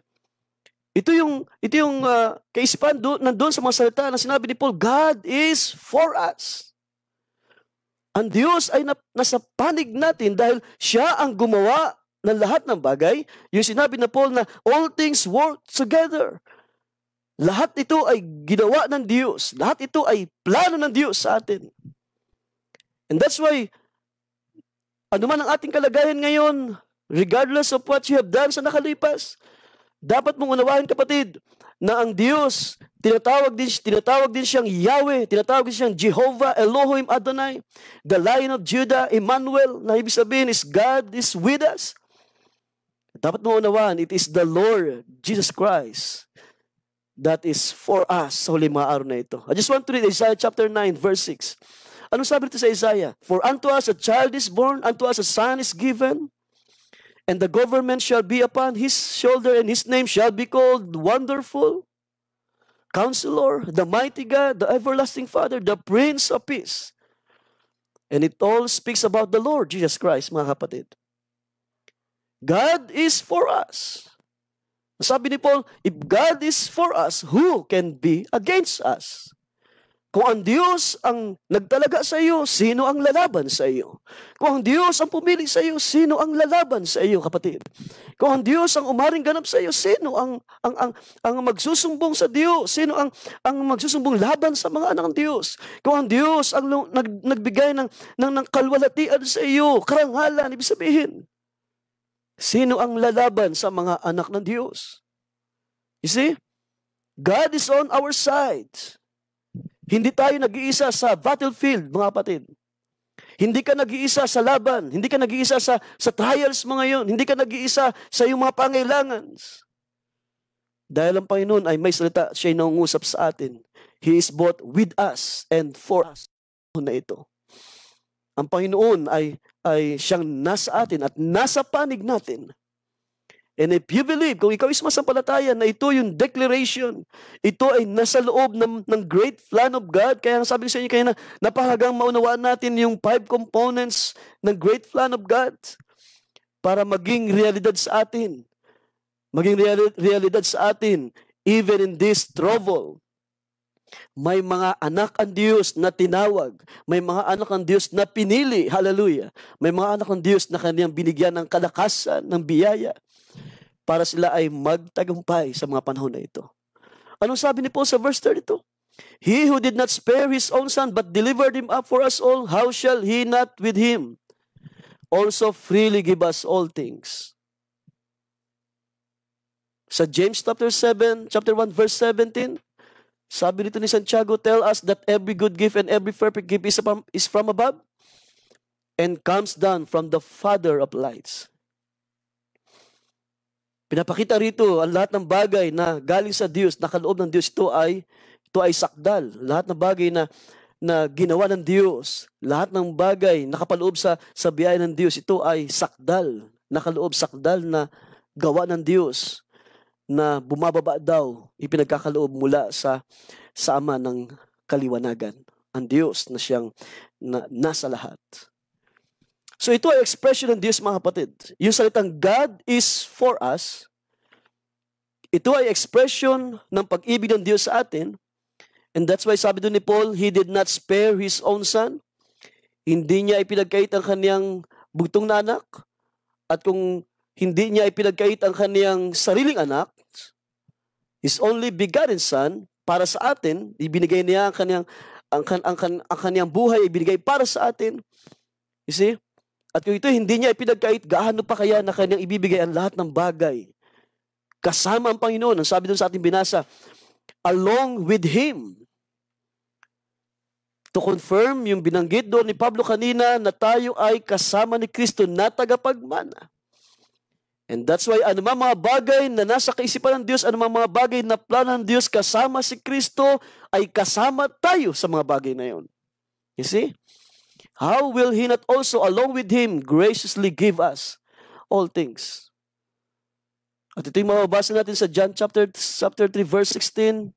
For God so loved the world that He gave His only begotten Son, that whosoever believeth in Him should not perish, but have everlasting life. So pansinin nyo yung salita rito na should not perish. See? You will not perish because God will give you a life. Ang bawat isa na sumampalataya sa bugtong na anak ng Diyos, hindi sila mapapahamak, kundi sila ay magkakaroon ng everlasting life. Ang perish dito, ang salitang mapapahamak, ito ay para lamang sa mga tao na hindi sumasampalataya. Ang salitang perish dito ay para lamang sa mga tao na hindi mananagumpay. Ang ay para lamang sa mga tao na walang tinanggap na biyaya ng Diyos. Na hindi nila alam itong 5 bahagi ng biyaya ng Diyos na kung ito ay mahayag lamang sa mga tao, hindi sila matatakot, hindi sila mapapagal, hindi sila mag-aalala sa mga nangyayari sa ating panahon. Ba tayo ay nagpapasalamat, tayo ay nagpupuri, dahil sa buhay na ito na ibinigay ng Diyos sa atin, siya ay nagpahayag, hindi sila mapapahamak. Yes, can you say that, mga kapatid? Hindi ka mapapahamak. Hindi hahayaan ng Diyos. Hindi niya hindi niya hayaan ang mga bagay na ito na mangyayari sa buhay mo ay ikapapahamak mo lang. Dahil ang Diyos, may buhay siya na ibinigay. Ang sabi ni Paul, if God is for us, who can be against us? And that's why, masabi natin na tunay na ang mga gawa ng Diyos ay mabuti sa atin, mga kapatid. Just think about the love of the Lord. Just think about the mercy and grace of God. Na lahat ito ay nandoon sa Panginoon. Think about how He gave us His peace. Diba? Sabi ng Panginoon, John chapter 14, verse 27. Anong sabi nito? Peace I leave with you. My peace I give unto you, not as the world giveth. Give I unto you. Let not your heart be troubled, neither let it be afraid. Mga kapatid, ako ay sumasampalataya. Bilang isang conqueror, bilang isang mananagumpay, nangangailangan tayo ng kapayapaan na mula sa Diyos. Para sa akin, mahalaga ito ng sabihin ng Panginoon sa mga alagad, peace I live with you. Ang aking kapayapaan, my peace I give unto you. Hindi tulad ng kapayapaan na ibinibigay na ibibigay sa inyo na sa limutan, kundi sabi niya, hindi katulad ng kapayapaan na kayang ibigay na sa libutan. Ang kapayapaan nito ay sa akin, ito'y kapayapaan na mula sa Diyos.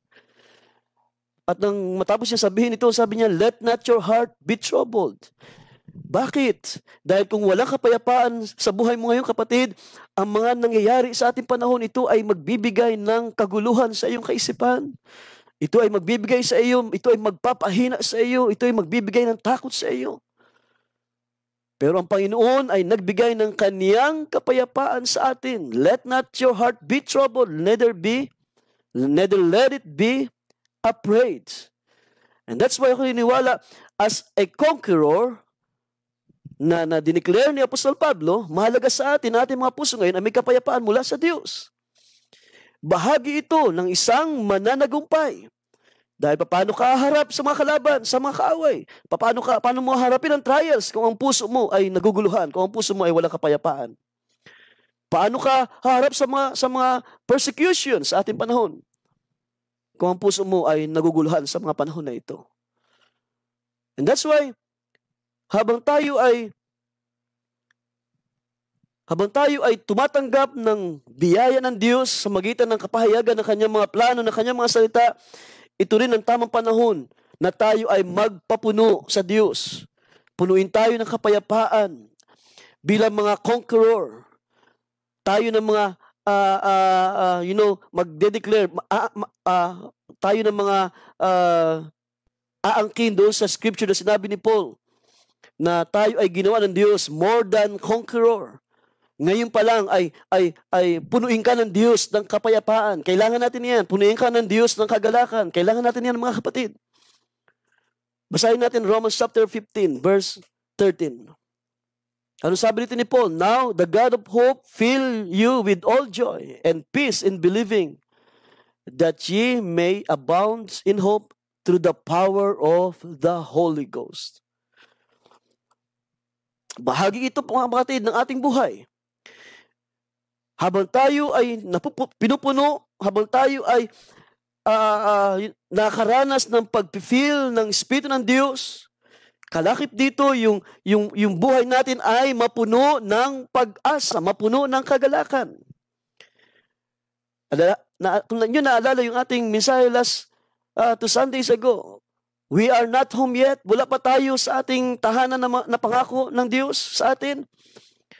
Ibig sabihin, tayo ay nasa kasalukuyang labanan pa ngayon.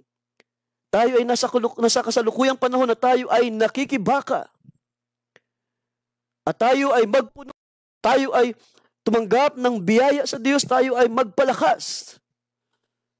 Habang Diyos ay gumagawa ng mga bagay, sabi natin binasa kanina, nagawa ng Diyos na ibigay sa atin ang kaligtasan sa pamamagitan ng Panginoon, ay magagawa din naman niyang ibigay ang lahat ng bagay as He fill us. So that is the purpose. Para tayo ay mapuno, para tayo ay palakasin, para tayo ay bigyan ng tapang, para hindi tayo manghina sa ating pagkipaglaban. Now back to our text sa verse 33, sa Romans chapter 8, sabi doon, who shall lay anything to charge of God's elect? Dahil ito ay bahagi, mga kapatid, ng ating pakikibaka sa espiritu. Nandiyan yung mga espiritu na naghahanap ng mali sa atin, naghahanap ng may susumbong sa mga anak ng Diyos. Bahagi ito sa labanan. At kung ikaw ay mahina naman na palataya, hindi mo ito mapapagtagumpayan, mga kapatid. Pero nung sabi rito, basahin ko yung Amplified Bible, sabi rito, who will bring any charge against God's elect? Doon sa mga chosen ng Diyos, it is God who justify us. Ibig sabihin, declaring us blameless and putting us in a right relationship with Himself.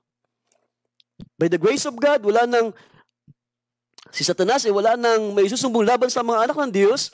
Tayo ay mga inaring ganap ng Diyos sa magitan ng Panginoon at Kaniyang pinakilala, dineclare that we are blameless. Na tayo ay ngayon inilagay doon sa tama na relasyon sa Panginoon. Ano sabi sa verse 34? Who is the one who condemned us? Christ Jesus is the one who died. So, sa magitan ng kamatayan ng Panginoon, binayaran ang ating mga kasalanan. Sabi dito, and more than that, who was raised from the dead, and who is at the right hand of God, interceding for us. So, ibig sabihin, bawat isa na inaring ganap ng Diyos, sa magitan ng kamatayan ng ating Panginoon, ang bawat isa ngayon ay secured. Ikaw ay secured sa pag-ibig ng Diyos na nakay Kristo. Ang bawat isa na tinawag, ang bawat isa na hinirang ng Diyos, tayo, ang bawat isa ay Secured sa pag-ibig ng Diyos na nakay Kristo. At ang pag-ibig natin ng Diyos, ang nagbibigay sa atin ng guarantee, mga kapatid.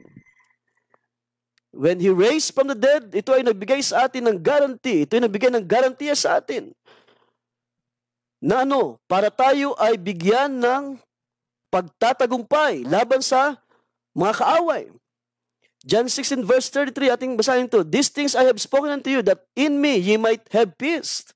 In the world ye have tribulation, but be of good cheer, I have overcome the world. So ito yung guarantee ng Diyos para sa atin. Sabi ng Panginoon, sa sanlibutan, marami kayong kakaharapin na tribulation. Kayo ay magkakaranas ng iba't ibang mga trials, but be of good cheer, I have overcome the world. So this is our guarantee. Ito yung garantiya na ikaw ay bibigyan ng Diyos ng pagtatagumpay. At mga kapatid, hindi maaari na pabayaan ng Panginoon ang kanyang pinakaiibig na iglesia, na nobya. Hindi niya hayaang itong pabayaan. At sabi ko sa inyo kanina, if we believe that we are parts of those who made an overcomer, well, isa ka sa ini-encourage ng Panginoon, be of good cheer. I have overcome the world. Isa pang talata, ang sinabi niya sa John 14 verse 18, sabi niya, I will not leave you comfortless, I will come to you. And that's why, meron tayong garantiya sa panahon na ito, kung itulot man ng Diyos, maging mabigat ang mga sitwasyon, huwag kang lalayo sa salita, ikaw ay kumapit, ikaw ay tumayo, ikaw ay sumampalataya, na ang sabi ng Panginoon, hindi ka niya iiwan na mag-isa, I will not leave you comfortless, I will come to you. So this is our guarantee. Para mangyari yung sinabi ni Apostol Pablo, those who are for you, those are beloved of Christ. Those who are predestinated, those are beloved of Christ. Those who are called, yung mga tinawag, those are beloved of Christ. Those who are justified, those who are glorified, ito yung mga tao na inibig ni Kristo, na nang kanya sabihin, walang kumuha ng aking buhay, kundi ito ay kusa kong ibinigay. Para kanino? Para doon sa mga kinilala ng Diyos sa huling mga araw na ito. Para doon sa mga itinalaga ng Diyos. And that's why, kung ito ay ating lubos na maintindihan, mga kapatid, kung ikaw ay sumasampalataya, isa ka sa mga pinili, isa ka sa mga tinawag, isa ka sa mga itinalaga ng Diyos, isa ka sa mga inaring ganap ng Diyos, then isa ka sa nakasecure ngayon. Isa ka sa iniingatan ng Diyos sa mga panahon na ito. I just want to read more verses. Galatians chapter 2 verse 20. Sabi ni Paul, I have been crucified with Christ. It is no longer I who believe, but Christ lives in me. And the life which I now live in the flesh, I live by faith in the Son of God, who loved me and gave Himself for me. So ito'y bahagi doon sa sinabi ni Apostol Pablo na He did not spare His own Son. Bahagi ito na sinabi ni Paul na if God is for us. See? Bahagi ito ng mga kaisipan ng Diyos na Kanyang pinangyayari sa huling mga araw na ito. That all things works together. Lahat ng ito ay nangyari. Lahat ng ito ay nagkalakip-lakip para mabuo ang isang kaisipan ng Diyos na siya ay nagtalaga, humirang siya ng mga tao na mananagumpay. Anong sabi ng ating paksa? The surpassing victory of the church. It is a surpassing victory. Ito ang higit na pagtatagumpay. When Christ raised up from the dead, ng Panginoon ay mabuhay na maguli sa mga patay, ito ay nagpapahayag ng isang pagtatagumpay, higit na pagtatagumpay. It is a surpassing victory. Nang sabihin ng Panginoon sa John 11 verse 25, Jesus said unto her, kay Martha, sabi niya, I am the resurrection and the life. He that believeth in me, though he were dead, yet ye shall live. Kanino ito tinutukoy? Sa mga hirang ng Diyos. Sabi sa verse 26, and whosoever liveth and believeth in me shall never die. Believest thou this? Ang Panginoon ay nagtatanong sa iyo ngayon, ikaw ba ay sumasampalataya dito? Sabi ng Panginoon, I am the resurrection and the life. He that believeth in me, though he were dead, yet shall live. Well, for me, pinapakita na rito ng Panginoon, bago pa man siya maghirap sa krus, bago pa man siya makaranas ng pagdurusa sa krus, bago siya tumanggap ng palo, ng latay, ng latigo, well, pinakita na ng Panginoon, sabi niya, ako ang pagkabuhay na maguli. I am the resurrection and the life. And brothers and sisters, ito ay nagpapakita ng surpassing victory. Because when Christ raised from the dead, ay hindi lamang ang mga bagay ng sanlibutan ang ginapi ng Panginoon, kundi ginapi din niya ang kamatayan. At yun yung kanyang encouragement sa mga mananampalataya sa ating lahat ngayon. Sabi niya, be of good cheer, I have overcome the world. It is our guarantee. Ito yung mga bagay na magbibigay sa atin ng katiyakan sa mga panahon na ito. And that's why kung babalikan natin ang ating teksto sa ilang mga sandali, mga kapatid. Anong sabi nito ni Paul? Verse 35, who shall separate us from the love of Christ? Verse 35, who shall separate us from the love of Christ? Shall tribulation or distress or persecution or famine or nakedness or peril or sword? As it is written, for your sake, we are killed all day long. We are accounted as sheep for the slaughter. Saan ito kinuha ni Apostol Pablo, mga kapatid? Ito ay kinote niya sa Psalms 44 verse 22. At ito ay nagpapakita na ang ating buhay, ang ating journey, araw-araw, ay naharap tayo sa maraming labanan. Kung babasahin niyo ang Psalms 44, makikita niyo doon ang kalagayan ng bayan ng Israel na sila ay pinanghalat ng Diyos sa mga bansa, na sila ay laging umaharap sa trouble, na sila ay laging nasa kagipitan, nasa pakikipaglaban. At doon, lumitaw yung kaisipan na sinabi doon sa aklat ng mga awit na, for your sake we are killed all day long. Ibig sabihin, laging naharap ang ating buhay saan? Sa maraming labanan. Pero ang sabi ng declaration ni Paul sa verse 37, yet in all these things, so ito yung ating paksa, yet in all these things, we are more than conquerors through Him who loved us. You see? Dahil sa pag-ibig ng Panginoong Kristo, tayo ngayon ay nahayag as an overcomer. Tayo ngayon ay pinapakilala ng Scripture that we are more than conquerors, that we receive a surpassing victory, tulad ng Panginoon na kanyang ginapi ang kamatayan. Diba? Ito ay hinamon ni Apostol Pablo sa 1 Corinthians, ating basahin verse 15. 1 Corinthians chapter 15. Nang sabi doon ni Paul, behold, I show you a mystery, verse 51. We shall not all sleep, but we shall all be changed. Verse 53, for this corruptible must put on incorruption, and this mortal must put on immortality. So when this corruptible shall have put on incorruption, thus, and this mortal shall have put on immortality, then shall be brought to pass the saying that is written, death is swallowed up in victory. And pagdating sa verse 55, hinamon ni Apostol Pablo ang kamatayan, sabi niya, oh death, where is thy sting? Oh grave, where is thy victory? At ito yung bagay na yung salita na nagsasabi na surpassing victory. We receive a surpassing victory dahil ang Panginoon mismo, sabi niya, huwag kayong magulumihan dahil ako ay nagtagumpay. Aking pinagtagumpayan ang sanlibutan. I have overcome the world. At nangyari ang lahat ng bagay na ito doon sa krus ng Kalbaryo sa magitan ng kanyang kamatayan at nang siya'y mabuhay na maguli, ito ay nagpapakita na kanyang ginapi ang kamatayan. It is a surpassing victory. At dahil ito ay biyay ng Diyos, tayo ay nakabahagi sa kalwalhatian ng Panginoon.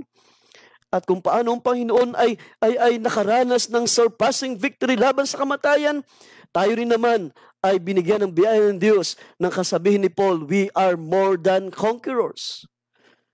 Ano sabi ni Paul? Yet in all these things, we are more than conquerors through Him who loved us. Sino rito ang mga inibig ng Panginoon sa mga panahon na ito? Sino sa atin na nakaranas ng pagtawag ng Panginoon. Sino sa atin nakaranas na tayo ay hinipo ng Espiritu ng Diyos? Come home, my child, sabi ng kanyang mga salita. Seek ye the Lord, sabi na sa bibig ni Isaiah. Habang atin siyang masusumpungan, mga kapatid. Seek ye the Lord, habang ang biyaya ng Diyos ay narito sa ating panahon. Hindi makakapigil ang lahat ng bagay na ito. Ano sabi ni Paul? In all these things, we are more than conquerors. Ano yan? It is a surpassing victory. Dahil hindi na maaring mabago ang kaisipan ng Diyos from the beginning. Ang pag-ibig ng Diyos na ibinigay sa atin, this is the love na ito ay inseparable. God's love, His love is inseparable. Kaya nga sabi ni Paul doon, sino ang makapaghiwalay sa atin sa pag-ibig ni Kristo? Atin basahin mo na itong 1 John chapter 3 verse 16, mga kapatid. 1 John chapter 3 verse 16, sabi nito, hereby perceive we the love of God because He laid down His life for us. Habang kayo nasa inyong mga tahanan, can you say amen, mga kapatid, sa salita ng Diyos? Hereby we perceive, na pag-uunawa natin, ito ang pag-ibig ng Diyos because He laid down His life for us. Verse 9, chapter 4 verse 9, in this way, manifested the love of God toward us because that God sent His only begotten Son into the world that we might live through Him. Hallelujah. Nakakalungkot, mga kapatid, hindi ito tinanggap ng mga conquerors na binanggit natin kanina, kahit sila ay tinawag ng history na 10 greatest conquerors in the world. Sad to say, hindi nila tinanggap ang biyaya ng Diyos. Hindi nila nakita ang mga plano ng Diyos. Hindi sila isa sa mga pinili ng Diyos. Hindi sila isa sa mga tinawag ng Diyos. Hinirang ng Diyos. Pero ito yung manifestation ng pag-ibig ng Diyos na nasa atin, sabi ni John. Hallelujah. Ayusin ko lang ang ating camera, mga kapatid.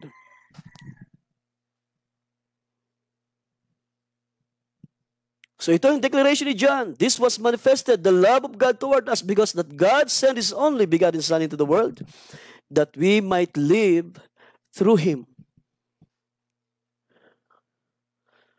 Praise God. So kanino ni Pablo ina-address ang mga salitang ito, mga kapatid? Bago tayo magtapos. So before we close,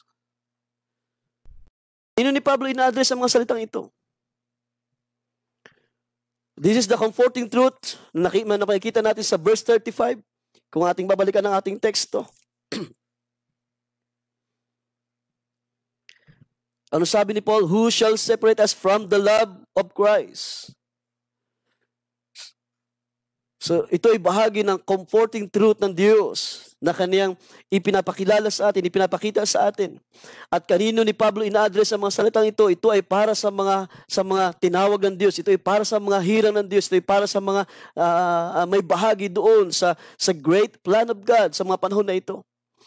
Anong sabi nito ni Paul? Who shall separate us from the love of Christ? Verse 35. At inisa-isa ni Pablo yung mga bagay na posibleng makapaghiwalay sa atin. Ano yun? Tribulation, distress, persecution, famine, nakedness, peril, or sword. Ang sulat na ito ay naka-address sa mga kinilala ng Diyos, sa inyo, mga kapatid, sa bawat isa. Kaya ang sabi ko kanina, sad to say, hindi ito doon sa mga tao na naging makapangyarihan sa lupa, na gumapit na maraming kaaway, sumakop na maraming lupain. Hindi ito para sa kanila. Ito'y para sa iyo, kapatid. Kung ikaw ay sumasampalataya ngayon. Ikaw ay binigyan ng Diyos ng surpassing victory. The surpassing victory of the church. Dahil hindi lamang isa ang kaya nating pagtagumpayan. Purihin ng Diyos. Kung ipahintulot ng Diyos na rin ang tribulation, distress, persecution, famine, nangyayari sa ating panahon, or nakedness, or peril, or sword, isa man sa mga ito, by the grace of God, by faith we have in Jesus, ay masasabi natin, hindi tayo kayang gapiin ng mga bagay na ito because we are made more than conquerors. Hallelujah. Paul speaks about Our surpassing victory.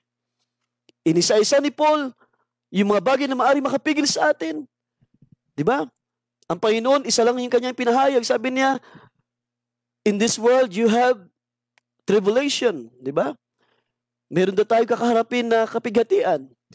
Pero nang si Paul ay mangusap, pinahayag sa kanya, hindi lang pala kapighatian, maaring harapin natin. Nandyan ang tribulation, nandyan ang distress, nandyan ang persecution, ang famine. Nandyan ang masalot, nandyan ang kahubaran, nandyan ang tabak.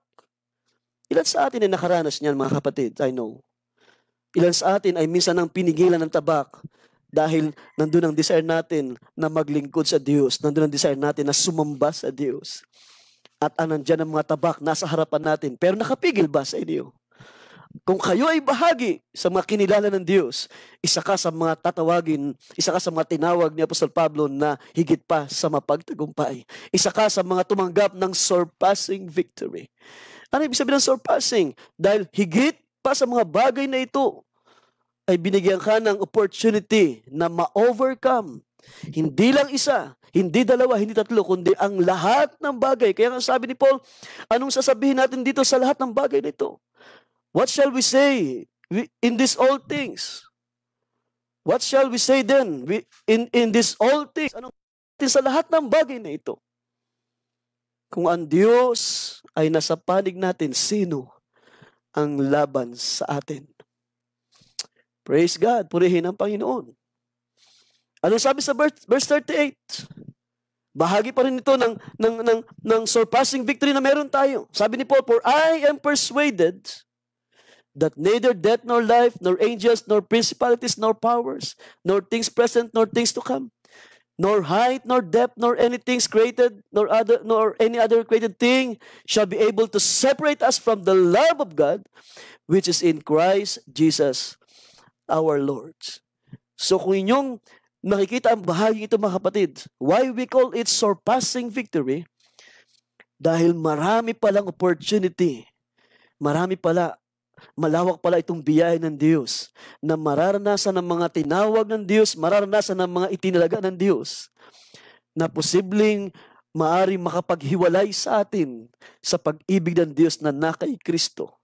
Pero ang declaration ng salita ng Diyos, sila na mga kinilala niya, sila na kanyang mga itinalaga niya, sila na kanyang inaring ganap, sila ito yung mga tao na kanyang bibigyan, na kanyang gagawin na higit pa sa mapagtagumpay. Mga lalaki at babae, mga anak ng Diyos, mga tatay, nanay, mga anak, mga kabataan. Hallelujah. Kahit tayo ay nasa lockdown sa panahon na ito, isang magandang makita kahit ang ating mga kabataan, mga tahanan, ay nakikita sa atin ang desire na tayo ay higit na makapaglingkod sa Diyos. Higit na maging realidad sa atin yung mga salita ng Diyos na tayo ay ginawa niya na mapagtagumpay. Ano yung sinabi dito ni Apostol Pablo? Sabi niya, I am persuaded, I am convinced, sa ibang salin. I am convinced. Well, if you believe na isa ka sa bahagi sa mga plano ng Diyos, kailangan mong sabihin ang bagay na ito. Kailangan mong salitain ang mga bagay na ito. Are you convinced? Ikaw ba ay convinced sa mga panahon na ito? That even COVID-19 cannot separate us from the love of God that we have in our Lord sa pamamagitan ng ating Panginoon, Kristo Jesus. Ganito ang ating mababasa, mga kapatid, sa ilang mga sandali. Sa 1 John chapter 2. I hope isa tayo sa mga kapatid, maaaring hindi pa ito ang finale ng mga trials. Sabi nga na pangalan Pastor Joe one time, maaaring may mga mas mabigat pa na darating. Well, ihanda natin ang ating mga sarili. Tiyakin mo sa iyong sarili na ikaw ay bahagi doon sa mga mapagtagumpay na mga anak ng Diyos. Ating basahin sa 1 John chapter 2 verse 13, sabi niya, I write unto you, fathers, because you have known Him, that is from the beginning. I write unto you, young men, because you have overcome the wicked one. Ang wicked one dito ay walang iba kundi si Satanas, na siyang nasa likod ng lahat ng bagay, nasa likod ng persecution, nasa likod ng mga kaguluhan na sanlibutan, nasa likod ng maraming karamdaman.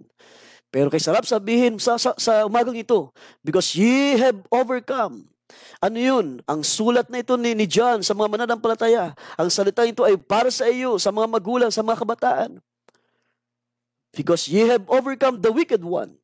I write unto you, little children, because ye have known the Father. Ibig sabihin, inyong naunawaan ang kaisipan ng Diyos. Verse 14, I have written unto you, fathers, because ye have known Him that is from the beginning. I have written you, young men, because ye are strong. Sino rito ang mga malakas na mga kabataan sa ating panahon? Because ye are strong, and the word of God abideth in you. And ye have overcome the wicked one. Ano ito mga kapatid?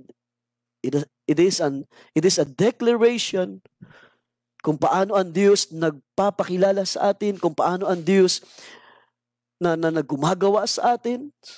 Hindi pa man nangyayari ang mga bagay, pero ang Diyos ay nagpahayag na, ye have overcome the wicked ones. Do you believe it, church? Kayo ba'y sumasampalataya? It is a surpassing victory na hindi lamang ordinaryong karamdaman ang kaya mong pagtagumpayan.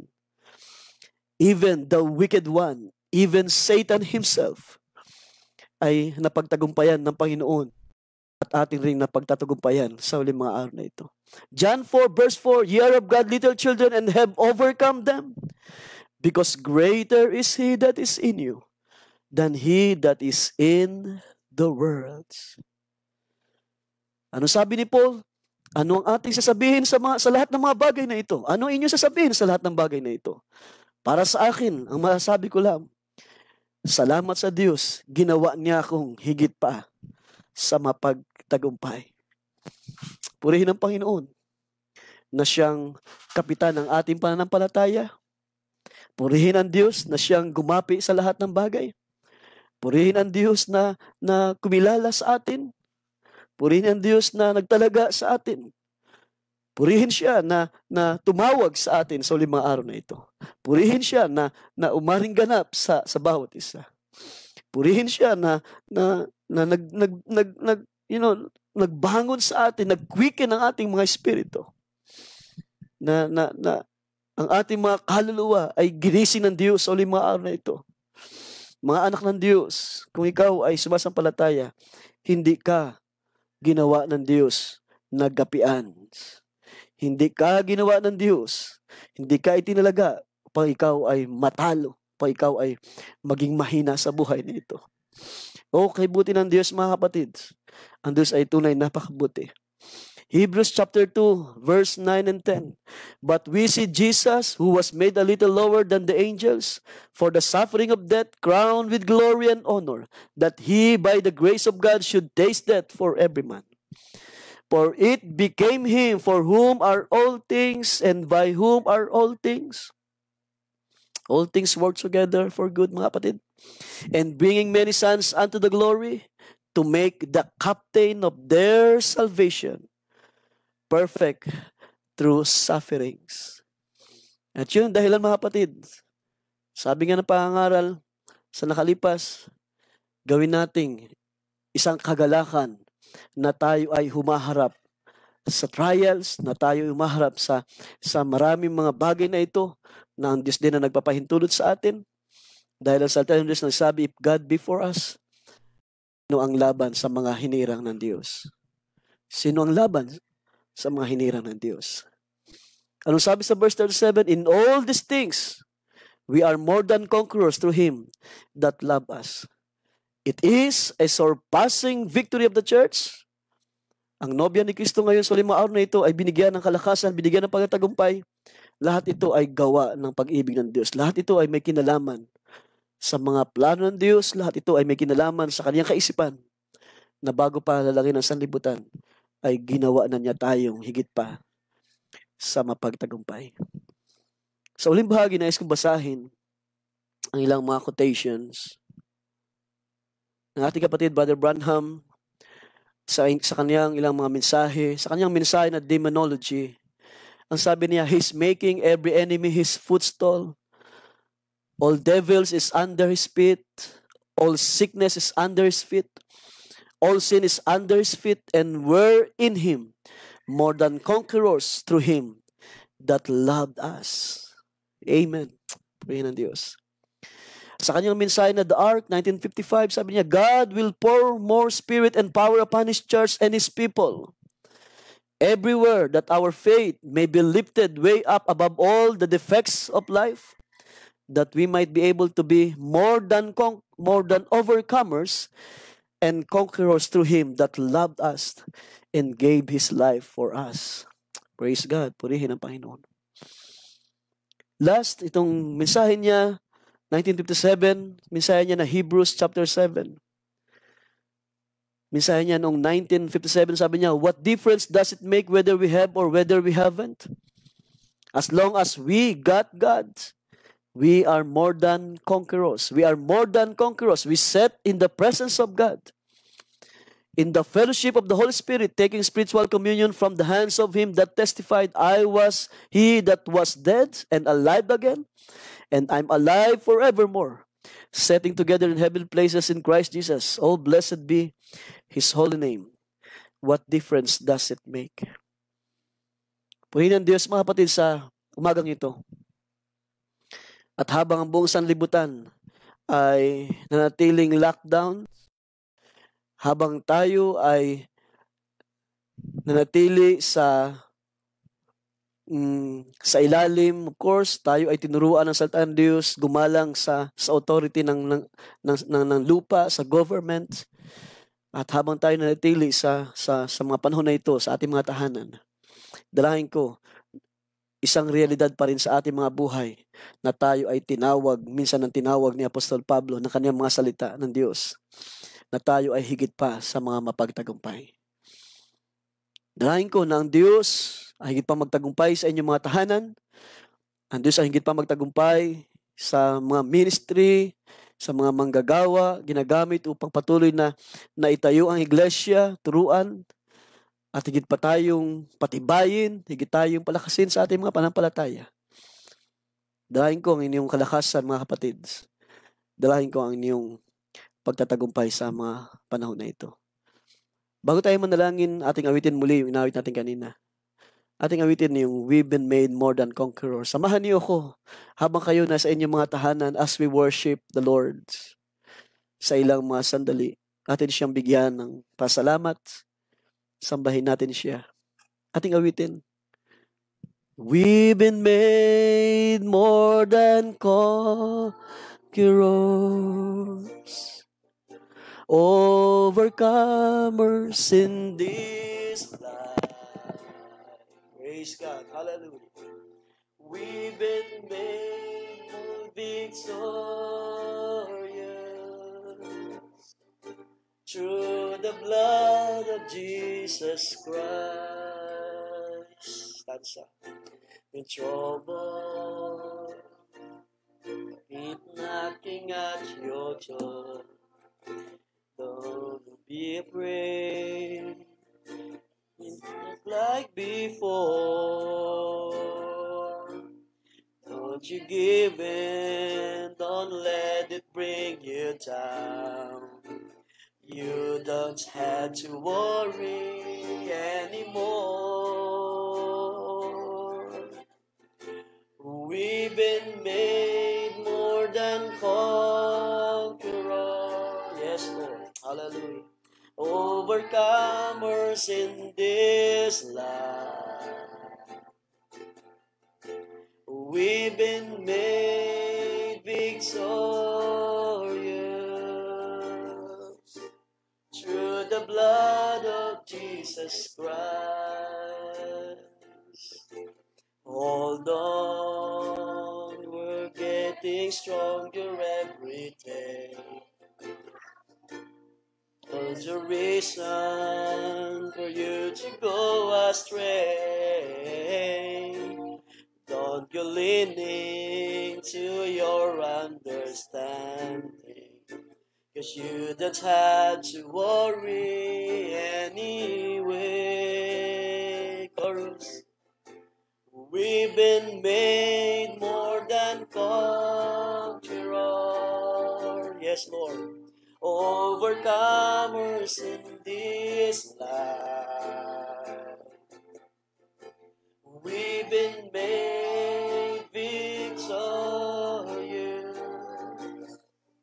through the blood of Jesus Christ. Let's sing one more time. We've been made more than conquerors, overcomers in this life. We've been made victorious through the blood of Jesus Christ. Praise God. Hallelujah, hallelujah. Tayong lahat ay manalangin. Samahan niyo ako mga kapatid sa pasalamat sa Panginoon. At ang lahat na ito ay mauwi sa kaniyang kalwalhatian. Dakilang Diyos, sa magbanal, purihin ka. Amin kang pinapasalamatan, tinataas, tinadakila sa aming mga buhay, sa aming mga tahanan. Tunay, Panginoon, na ikaw ay karapat-dapat na itaas, karapat-dapat na bigyan ng kapurihan dahil nakita namin ang iyong mga plano, nakita namin ang iyong mga gawa sa uling mga araw na ito. Kami ay nakabahagi sa iyong dakilang plano, sa iyong kaisipan, na bago pa makita ang lahat ng bagay, bago pa lumitaw ang lahat ng bagay, kami ay bahagi sa iyong kaisipan na mga pinili, na mga hinirang, mga tinalaga sa mga panahon na ito, mga tinawag ng iyong mga salita. Mga tao ng Diyos na iyong inaring ganap, nilinis ang buhay at binigyan ng pagtatagumpay at binigyan ng biyaya na makita, Panginoon, sa magitan ng iyong mga salita, ang iyong mga plano, ang kalwalhatian ng Diyos na sa uling mga araw na ito nahayag sa iglesia, na anupat ang mga lalaki at babae ng iyong mga hirang, o Diyos, mga anak ng Diyos. Hallelujah, na nanatiling malakas, matibay sa uling mga araw, ay binigyan mo ng isang kakaibang karanasan, kakaibang pagtatagumpay sa magitan ng iyong mga salita, ng iyong Espiritu, O Diyos. Hallelujah, naranasan namin ang surpassing victory dahil hindi lamang kami nagtagumpay sa isang bagay, kahit ilang bagay, O Diyos, na ilagay ng kaaway sa aming harapan, ilang sakuna, ilang troubles, ilang karamdaman pa, O Diyos, ang dumating. Binigyan mo kami, O Diyos, ng kalakasan, binigyan mo kami ng pagtatagumpay laban sa lahat ng bagay na ito. Kaya, Panginoon, si Apostol Pablo ay nagsabi, ano ang sasabihin namin sa lahat ng bagay na ito? Kung ang Diyos ay nasa panig namin, nasa amin, sino ang laban sa amin? Tunay, O Diyos, na ang lahat ng bagay na ito na winika ni Apostol Pablo ay walang anumang bagay ni isang bagay rito, O Diyos, na maaaring magtagumpay dahil iyong ginapi ang kamatayan doon sa krus ng Kalbaryo. Ginapi mo, O Diyos, ang lahat ng bagay na gawa ng kaaway sa buhay ng iyong mga hirang, ng iyong mga banal. Kaya salamat, Panginoon, sa tanghaling ito, sa umagang ito, Diyos. Aking binabalik lahat sa iyo ang kalwalhatian, kapurihan. I-bless mo ang mga tahanan, bless mo bawat isa na patuloy na nakakabahagi ng aming online service while waiting, O God, sa iyong provision, sa iyong gawa. Panginoon, na kung kailan mo itulot, O Diyos, na nailagay ang lahat ng bagay sa normal, sa kaayusan. At kami, Panginoon, ay babalik sa aming mga local churches na dala-dala ang pagtatagumpay na ito sa magitan ng pag-ibig, sa magitan niya ang umibig sa amin, sa aming Panginoong Kristo Jesus. Panginoon, bless mo ang mga ama ng tahanan, bless mo ang mga ina ng tahanan, ang mga kabataan, bawat isa, at ang mga kaluluwa na inabot ng mensahe ng iyong mga salita, ay pagpalain mo, O Diyos, kanila rin namang tanggapin ang iyong saganang biyaya sa uling mga araw na ito. Kung may mga prayer request, kahilingan, aking samot dalangin, O Diyos, ikaw magkaloob, iyong dinggin nawa sa iyong luklukan ng awa, O Diyos, dinggin ang mga kahilingan na ito. Abutin ang bawat tahanan, abutin ang mga kahilingan. Salamat, Panginoon, ang lahat na ito ay aming maingat, Panginoon, na ibinabalik sa iyo lahat ng kalwalhatian. Kapurihan ay sa iyo, O Diyos.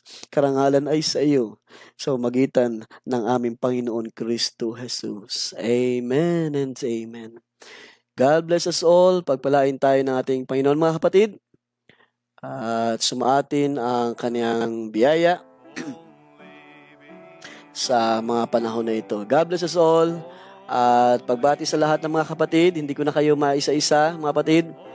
At sumati ng kanyang kabutihan, kanyang biyaya. Bless us all with all the blessings na pangako ng Panginoon. Praise God, purihin ng Diyos. Praise the Lord.